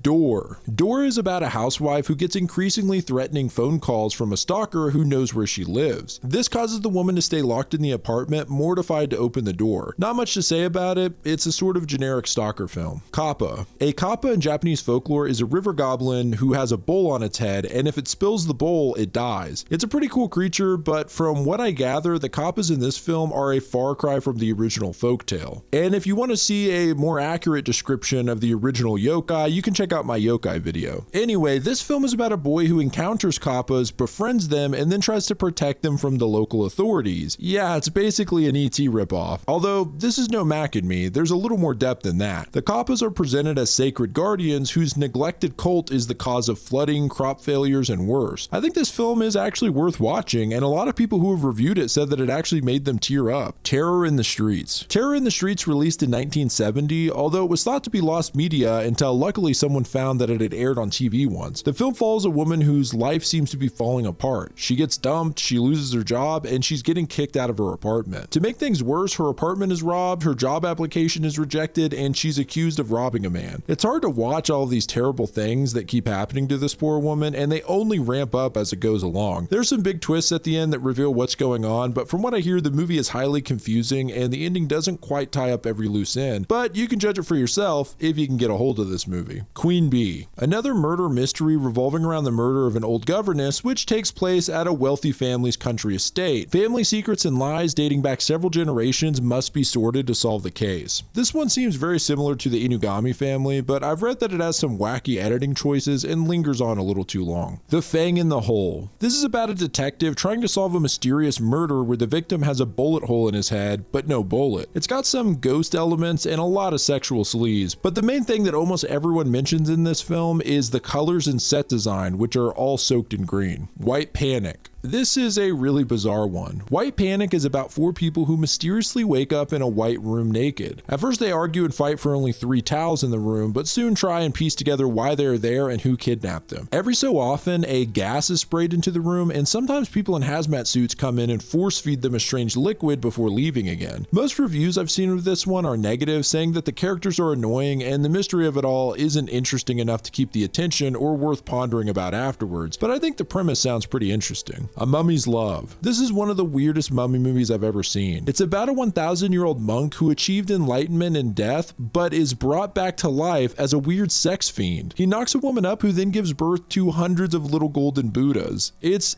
absolutely bonkers. The Buddha baby scene is one of the most bizarre on the iceberg, I think. Also, the monk is just so weird. He has this white makeup on his face and acts like a toddler in a man's body. Okay, we're moving on to tier 9, which is technically the last tier of the iceberg. The tier 9 description reads, "Are these films even real? Did you hallucinate the Letterboxd page? All you can find about it is a 2017 Letterboxd review in Chinese and a 144p trailer from 2008, logged by less than 25 on Letterboxd, possibly lost films." Starting with The Hanging Balloons. Hanging Balloons is actually comprised of 3 shorts. The first short is about a girl who falls from a building and dies while listening to her Walkman. Her friend listens to the tape she was playing and soon finds himself in a similar position. The second short is about a man who's haunted by his ex-girlfriend, but the real crowning jewel in this collection is The Hanging Balloons, which is actually based on the manga by Junji Ito. The concept here is simple. Giant balloon-like heads begin floating around a city and they have nooses hanging from them. The heads are the likeness of actual people, and the balloons hunt down and hang the people that they look like. It sounds absolutely insane, and that's because it is. The manga is actually really creepy and well done. However, I can't say the same about the film. It just looks goofy as hell. The budget is so bad, it looks like something from early YouTube. In one particular scene, a girl's head has a hole in it, and it deflates like a balloon, and my god, it made me burst out laughing. Lady Plastic. Okay, you know we've gotten into the final tier because this movie is logged by only one person on Letterboxd, and it was never released on home video, which means it's virtually impossible to watch. Luckily, one person has a comment that sheds partial light on what the film is about, so this is straight from Osteen Boteen on Letterboxd. This movie is about a cursed and unfinished film named Eyes in the Forest, whose director wants to complete it 30 years after the fact in order to raise the original actress from the dead by using the movie's effects guy to create a receptacle for her spirit. And the film's writer, Akira Fukaya, partially based this story on his experience as a special effects artist for productions such as Tetsuo 2. It's actually kind of an interesting concept, resurrecting a spirit into a CGI representation of them, so I hope this film gets some kind of release online or something. I'd like to check it out. Maneater. The only thing I can find on it at all is the brief summary, which reads, "A young man suspects that his new lover is cheating on him. All is not what it seems." The poster shows a woman eating something out of a fridge in the middle of the night, so combining everything here, I'm gonna take a guess that the dude's girlfriend turns out to be a cannibal. I mean, but what do I know at this point? Peeping Tom. Okay, so Peeping Tom, which also goes by The Hole, is about a novelist living in a rooming house when one day he notices holes in the paper-thin walls that allow him to spy into both his neighbors' rooms. In one room is an amateur boxer who's constantly banging his ditzy girlfriend, and in the other room is a young woman that the novelist slowly becomes obsessed with. He begins writing erotica based on the woman. The interesting thing about this movie is that it actually starts off as more of a comedy, but then turns to horror very quickly by the end of it. Miporin.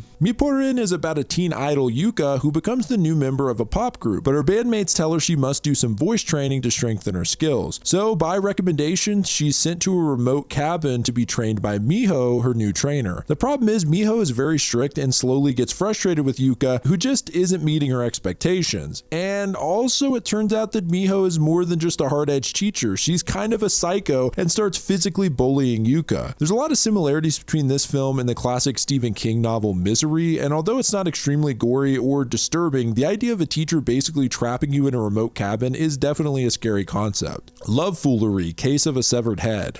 First of all, that name is crazy, but I kind of like it. Anyway, the film's about a young wife who's murdered by her husband after he drugged her and left her on a railway. Her severed head soon starts to exact revenge on the murderer. I don't know how to get a hold of this movie, but the premise sounds pretty cool, I gotta say. The Dismembered Ghost. The Dismembered Ghost is about Masako, a young woman who returns home after her father dies. Her father's second wife has already gotten a new lover and makes the assumption that she'll inherit the estate. Well, the father apparently has left everything to Masako. So now Masako's older sister, along with her father's wife and lover, hack Masako's body up into pieces. Of course, Masako's ghost comes back to haunt them all. The film is unique in the emphasis on limbs because each person is haunted by different body parts of hers, which is kind of a cool idea. Agi, the Fury of Evil. This is about two samurai brothers that seek out a demon who stalks the Agi Bridge. So the movie's basically samurai versus demon, and the effects on the monsters are pretty good here, with a lot of great blood and gore near the end as well. Cursed Village and Udono Mountains. Couldn't find much on this one, I'll be honest, but it released in 1984, and it's about the president of a food company who's found murdered in a locked bathroom. His body's covered in mummified hands. Soon after, Taki, a Buddhist monk, begins to privately investigate the matter.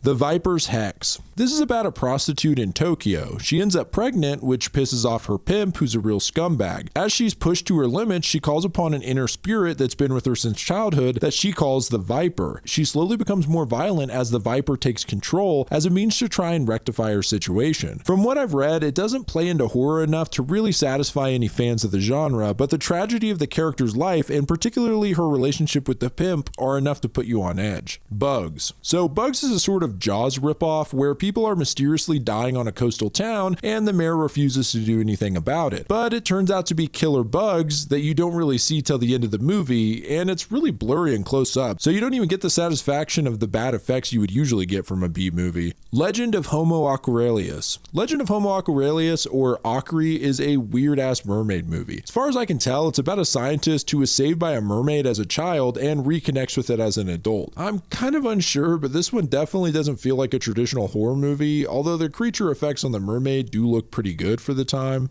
I don't know. The Hiding. The Hiding is yet another stalker movie, but with a weird twist. It's about Narumi, a young woman whose stalker ex-boyfriend leads her into having a mental breakdown. One day, a mysterious woman breaks into Narumi's room and threatens her. The woman has the ability to read minds and searches through Narumi's memories, finding the ex-boyfriend who then appears in the apartment. So I think that's the idea, but to be fair, I got a lot of this info from poorly translated Japanese on an obscure website, so... Masure's Curse. This is about a blind acupuncturist and moneylender who needs his payment from a samurai. When he asks the samurai, he tells the lender to collect it from his wife as he's busy having an affair. The wife has no money and assumes that the samurai wants her to give her body to him, so, they start banging, and the samurai catches them in the act and he's pissed, even though he was literally doing the same thing, but whatever. He kills the two of them and dumps their bodies in a river where they both come back as ghosts to haunt him. Heaven and Hell. This movie's about a cult. As the cult members, mostly young women, travel on a bus through the snow, it breaks down and they're forced to travel through the harsh weather to a nearby hotel. We follow one of the members, named Remy, as most of the cult members are now being killed off, including the main guru, and they all come back as zombies chasing Remy through the snow. It definitely sounds like a bizarre one. Woman Transformations. Also known as Yokai Kaiden, is about three girls slowly turning into yokai. It's told in 3 segments, although all of them interconnect in some way. The first segment is about a shy model who constantly feels bullied by her work colleagues. One day her neck begins hurting so badly she has to go to the hospital. While in the hospital, she shares a room with a severely battered woman and discovers that her neck can stretch to impossible lengths, so she becomes a Rokurokubi, which is one of the most iconic yokai. The second segment follows a girl whose nails begin to slowly grow long and sharp by the day. She feels intense pain cutting them, so she just lets them grow. The situation gets out of hand as they become more and more dangerous and harder to control. This is a Kamaitachi yokai. The third and final segment follows a shy student whose desperation for friends leaves her hanging with a bad crowd. She gets assaulted one day and ends up in the hospital next to the first girl. Her face slowly begins to melt away, first her ears, then one eye, and so on, slowly deforming her and leaving her as a Nopera, a faceless yokai. It's a bit low budget, but I think the way the stories are woven together is pretty cool and makes it worth the watch. Bonus tier. Starting with Thumb Princess. This is one of the weirdest on the list, I think. It's about a high school girl, Sayako, who has a crush on her classmate Yuichi, and stalking him doesn't seem to be working. She ends up getting a weird red liquid from a creepy guy at a flea market who says if she splashes him with it, her dreams will come true. Well, she confronts him and tells him how she feels, but the guy rejects her, so she splashes him with the liquid, and to both of their surprise, Yuichi shrinks down in size, only 3 inches tall. After this, she takes him home and desperately tries to get him to love her. They do have some fun moments together, including one where Sayako controls an RC car that Yuichi drives in, and at one point he drives the car under her skirt and peeks at her panties, which unironically made me laugh. Well, despite a few fun moments like this, Yuichi is nowhere close to having feelings for Sayako and tries to run away. Sayako at this point resents Yuichi for not being into her and starts torturing him in mild but disturbing ways, which is where this film really becomes a horror. Up to this point, it honestly just feels like a fun teen comedy movie, on par with Honey, I Shrunk the Kids or Freaky Friday or something like that. But then she uses tacks to pin him by his clothes to her desk and starts wildly stabbing at him just to scare him while she maniacally laughs. Yeah man, Sayako is in fact a psycho. She also makes him dress like a sumo wrestler, putting him in a makeshift ring along with a paper sumo wrestler, and pounding the surface with her fists till he falls, calling him weak. Those are some of the more bizarre things, along with forcing him to say ah when being fed and not allowing him to bathe. Well, at this point, people are wondering where Yuichi is, and some girls from school who know that Sayako's into him start getting suspicious of her. Finally, Aya, Sayako's only friend, spies on Sayako and sees Yuichi tied to her cell phone. Well, Sayako gets wise and chases Aya down, spilling the red liquid on her as well, which causes her to shrink. One of the most disturbing scenes takes place here as Aya is fastened to a tiny makeshift crucifix, and Sayako then forces Yuichi to poke her in the side with a pencil. I mean, what the hell? That's brutal. Plus, the weird religious imagery is just bizarre. Aya and Yuichi come up with a plan where Yuichi asks Sayako to take him out to have alone time, and Aya uses the computer to send help via email. While they're out, Yuichi manages to make a break for it and escape Sayako. She returns home to find the email had been sent and catches Aya trying to escape. This is where it takes a dark turn because Sayako straight up stomps that tiny bitch and we see her bloody smashed corpse, which Sayako casually picks up with a tissue and throws in the bin. Damn, this movie rules. I know I've already spoiled a lot, but this is really just like half the movie, and there are a lot of weird parts to come, including a real twist ending, so check it out if that sounds interesting. One Missed Call. One Missed Call is one of the J-Horror films from the early 2000s that crossed over into international success and even got an American remake. It's a horror film that's sort of high concept, where people receive voicemail messages of themselves from the future recording their own deaths, which does tap into something horrifying because I've always thought that the idea of having your voice saying something that you've never said to be really disturbing. But with the way deepfakes and AI are going, that uncanny valley is closing quickly. Anyway, where was I? Right, so One Missed Call is very suspenseful as they try to get to the bottom of what's happening with these voicemails and culminates in some really interesting revelations. It's right up there with other 2000 J-horrors, so if you happen to miss this one, it's worth a watch. Mutant Girl Squad. Mutant Girl Squad is a hyper-violent Japanese film in the same vein as Machine Girl or Tokyo Gore Police, in which a normal high school girl learns that she is a descendant of a long line of mutants. She joins a group of mutant rebels that fight off anti-mutants who are out to kill her with her now mutated arm that is kind of like Freddy Krueger's glove, but more organic looking. It's full of goofy yet extreme violence and feels like an anime come to life. Robo Geisha. Robo Geisha is another in the same style that leans heavy into the surreal. It's about two geisha sisters who are kidnapped by a secret organization and turned into cyborgs. It's one of the most absurd movies I've seen in this category, and while over the top and cheesy are usual descriptions of this type of movie, Robo Geisha takes it to the next level, where it becomes a so bad it's good kind of movie. Most of the cheese comes from the bad CGI, but hey, don't get me wrong here, this movie is crazy entertaining.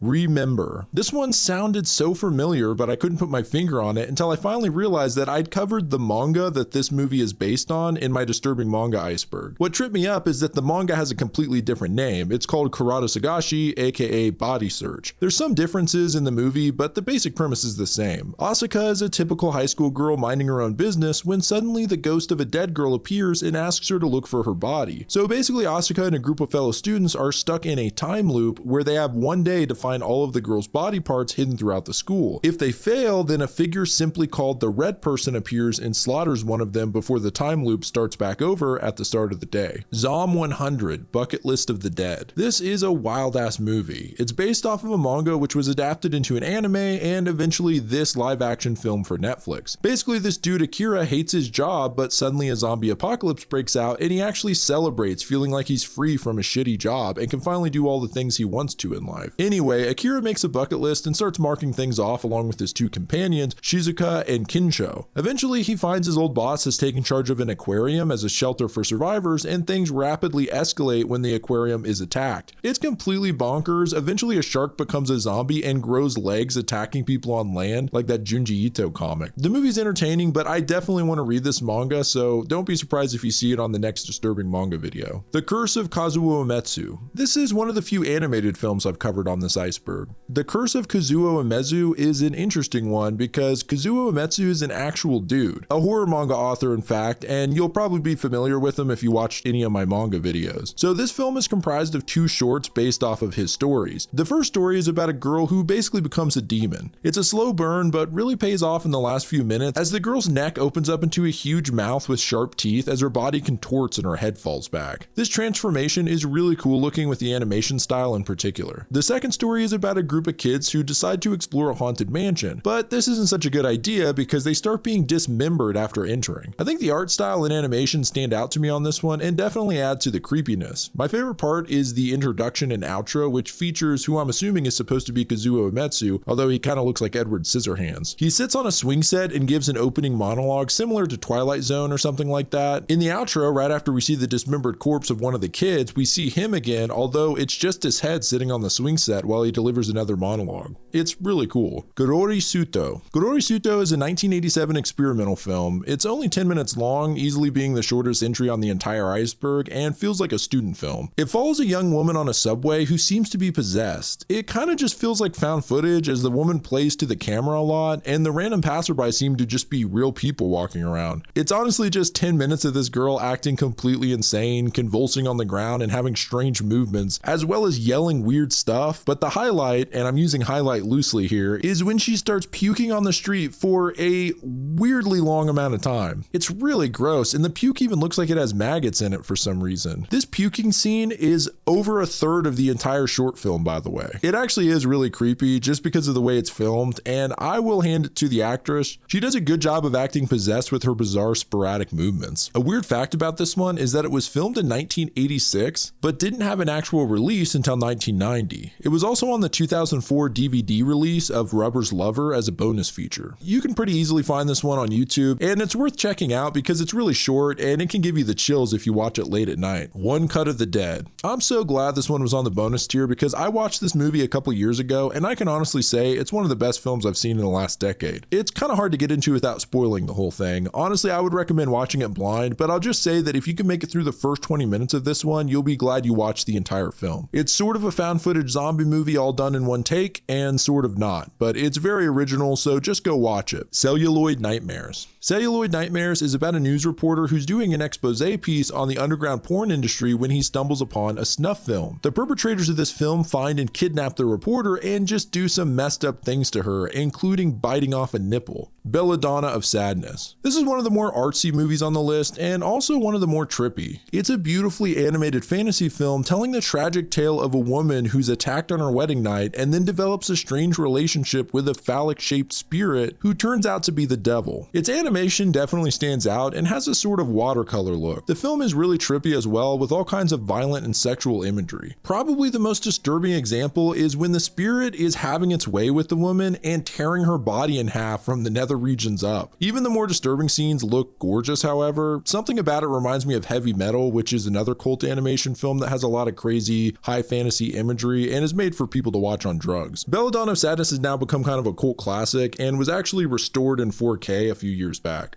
Cyclops.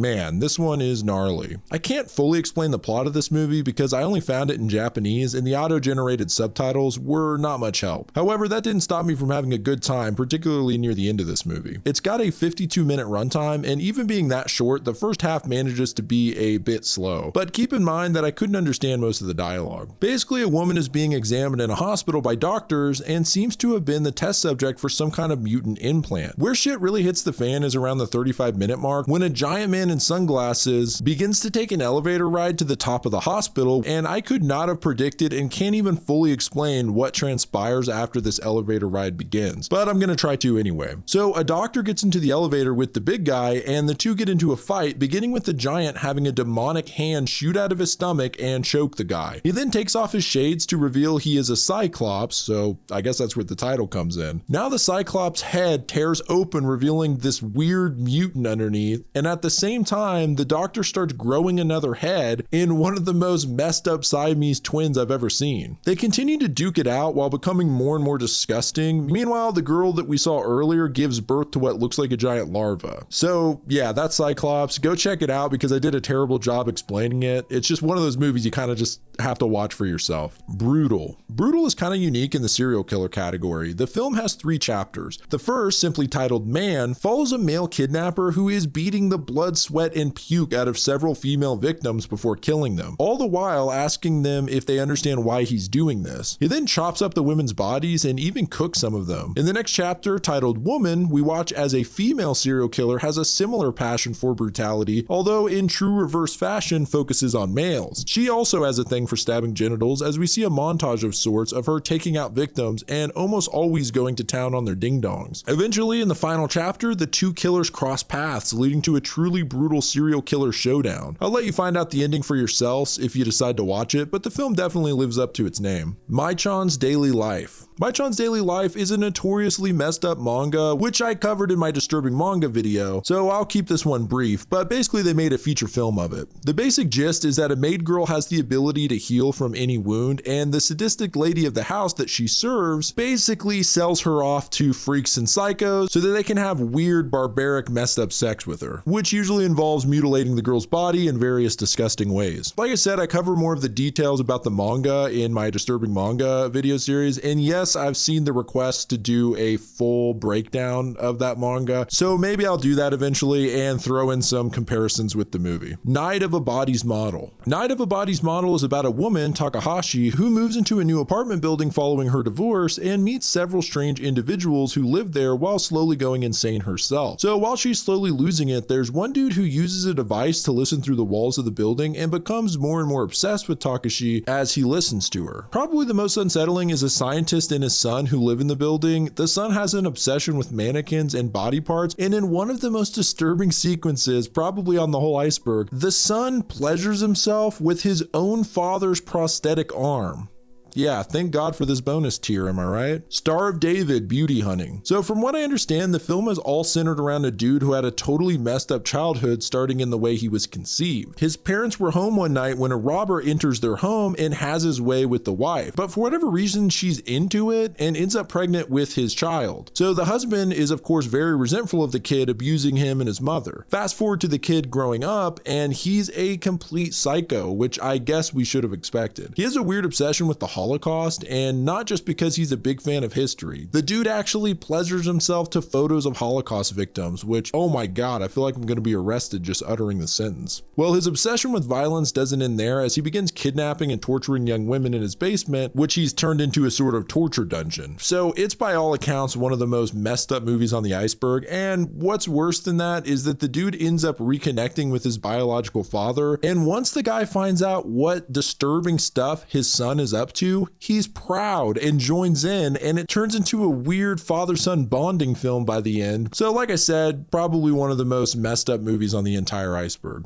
Assault Jack the Ripper. Assault Jack the Ripper is about a couple who accidentally murder a hitchhiker and find that it turns them on, so they go on a killing spree with a ton of sex and violence along the way. Apparently there's everything from a man stabbing a woman where the sun don't shine, a legendary 69 in the backseat of a car, and a woman rubbing cake all over herself for whatever reason. I've seen people say that despite the graphic horror, this one almost comes off as a comedy. Lucky Sky Diamond. This is definitely up there in the what the hell did I just watch league of Japanese horror films. A couple things to mention right off. Lucky Sky Diamond's initials make up the acronym LSD, which makes sense because the whole film feels like it was conceived on a drug trip. Also, the characters appear like they're tripping through most of the film, which I'll touch on in a second. The movie's often mistaken for a guinea pig film. Well, it isn't a true entry in that series, but I can kind of see why because of the subject matter and the fact that it was on a few double feature VHS tapes with actual guinea pig movies. Anyway, let's just get into it. So the film starts with a woman screaming bloody murder as she essentially craps out her intestines onto the floor. I mean, what can you say? They know how to start a movie off right. It turns out this woman was dreaming as a doctor and a young woman come into the room and snap her out of it. This is where I'm missing a lot of info because the only real dialogue of the movie takes place here and I had no subtitles to help me. But basically things get weird really quick when the doctor begins making moves on the patient like a creep, while the girl we saw a moment ago is watching security cameras from a different room casually eating as she watches. Then we see the doctor and woman abusing the patient while talking to the camera, almost like a vlog or something. The weirdest part here is when the woman starts vigorously licking the poor lady's eye. They then cut all of her hair off and put her on an operating table with her mouth around a weird device. They cut open the back of her skull with a wire saw and begin prodding around, which makes the woman's body have random spasms. And from here, things get completely insane. Some light, easy listening jazz music starts playing and the doctor and nurse start dancing before she gives him head while he eats a cockroach. It's more comical than disturbing at this point because it's so bizarre. Next thing you know, they're just chilling while they put headphones with a loud noise over the victim's ears, and the nurse starts stabbing the poor lady repeatedly in the stomach with a scalpel. Later, the victim wakes up with a bandaged head and begins attempting to escape while clutching her stomach and runs into the lady torturer. They basically get into a scalpel fight and somehow the victim comes out on top, even though at this point she's not looking too hot. Her face is so pale it looks like a zombie from Night of the Living Dead or something. The next sequence is the absolute weirdest scene in the film and one of the weirdest things I've seen on the iceberg. The woman runs into a dude who has white and black makeup on his face and is wearing a cardboard box over his torso and cutting the cardboard box with a big ass knife. The victim is screaming bloody murder at the side of him as if it's Satan himself. Eventually she collapses into a pile of garbage and the cardboard man falls down next to her. Now the woman's intestines are poking out where she was stabbed repeatedly and the cardboard man begins stroking her guts and smiling while she screams in agony and terror. This, despite being somewhat comical, is definitely the most disturbing part to me. So she has enough of that and begins to smash his head with a hammer and stabs him with his own knife, to which he takes the knife out and stabs himself until his guts pour out as well. Now the woman crawls back to her hospital bed, and by the way, her brains are exposed because the dude unraveled her bandage during the fight. She grabs what I believe are drugs of some kind, maybe LSD, and curls up under the bed. And that's the end. I mean, maybe it's an anti-drug campaign or something, I have no idea, but it is definitely up there with the most insane on the berg for sure. I mean,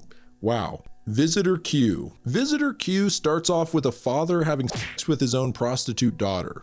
Yeah, why don't we just skip this one? Nah, we gotta do it, even though it is easily one of the most disturbing movies on the list. It's from director Takashi Miike, who also directed Audition, which we covered in Tier 1, and a couple other movies along the way like Gozu. Okay, so I already mentioned the incest, and I wish that was the weirdest part of this movie, but let me try to give you the gist. Essentially, the film follows a messed up family, and you already know about the dad and daughter, plus a wife who is abused by her son and is also a prostitute and heroin addict. The son, when he's not abusing his mother, is being abused by some school bullies. So you got this dysfunctional family, and suddenly a man named Q shows up and all kinds of weird, disturbing, unsettling things happen. Shortly after Q appears, things start changing for, I guess, the better. It really depends on how you look at this movie. Okay, so that's the basic overview. Now let me get into the good stuff. And I'm using the term good very loosely here, obviously. Spoilers ahead, but I just want to cover some of the most disturbing and strange scenes in the movie. Probably the most disturbing reoccurring theme here is breast milk, which you might remember coming up in Gozu.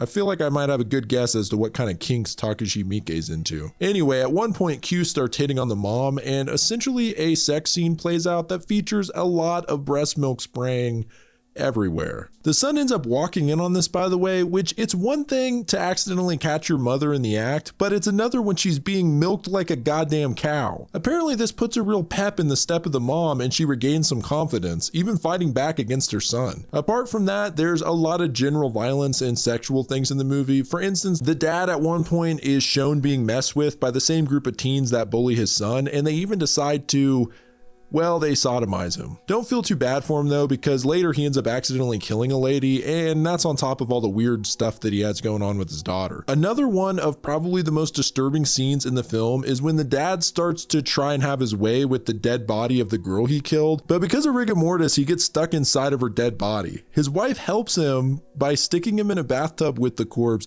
and giving him heroin, which I guess works because he pops right out. All right, I gotta stop there. That's enough of this movie. I can't handle it anymore.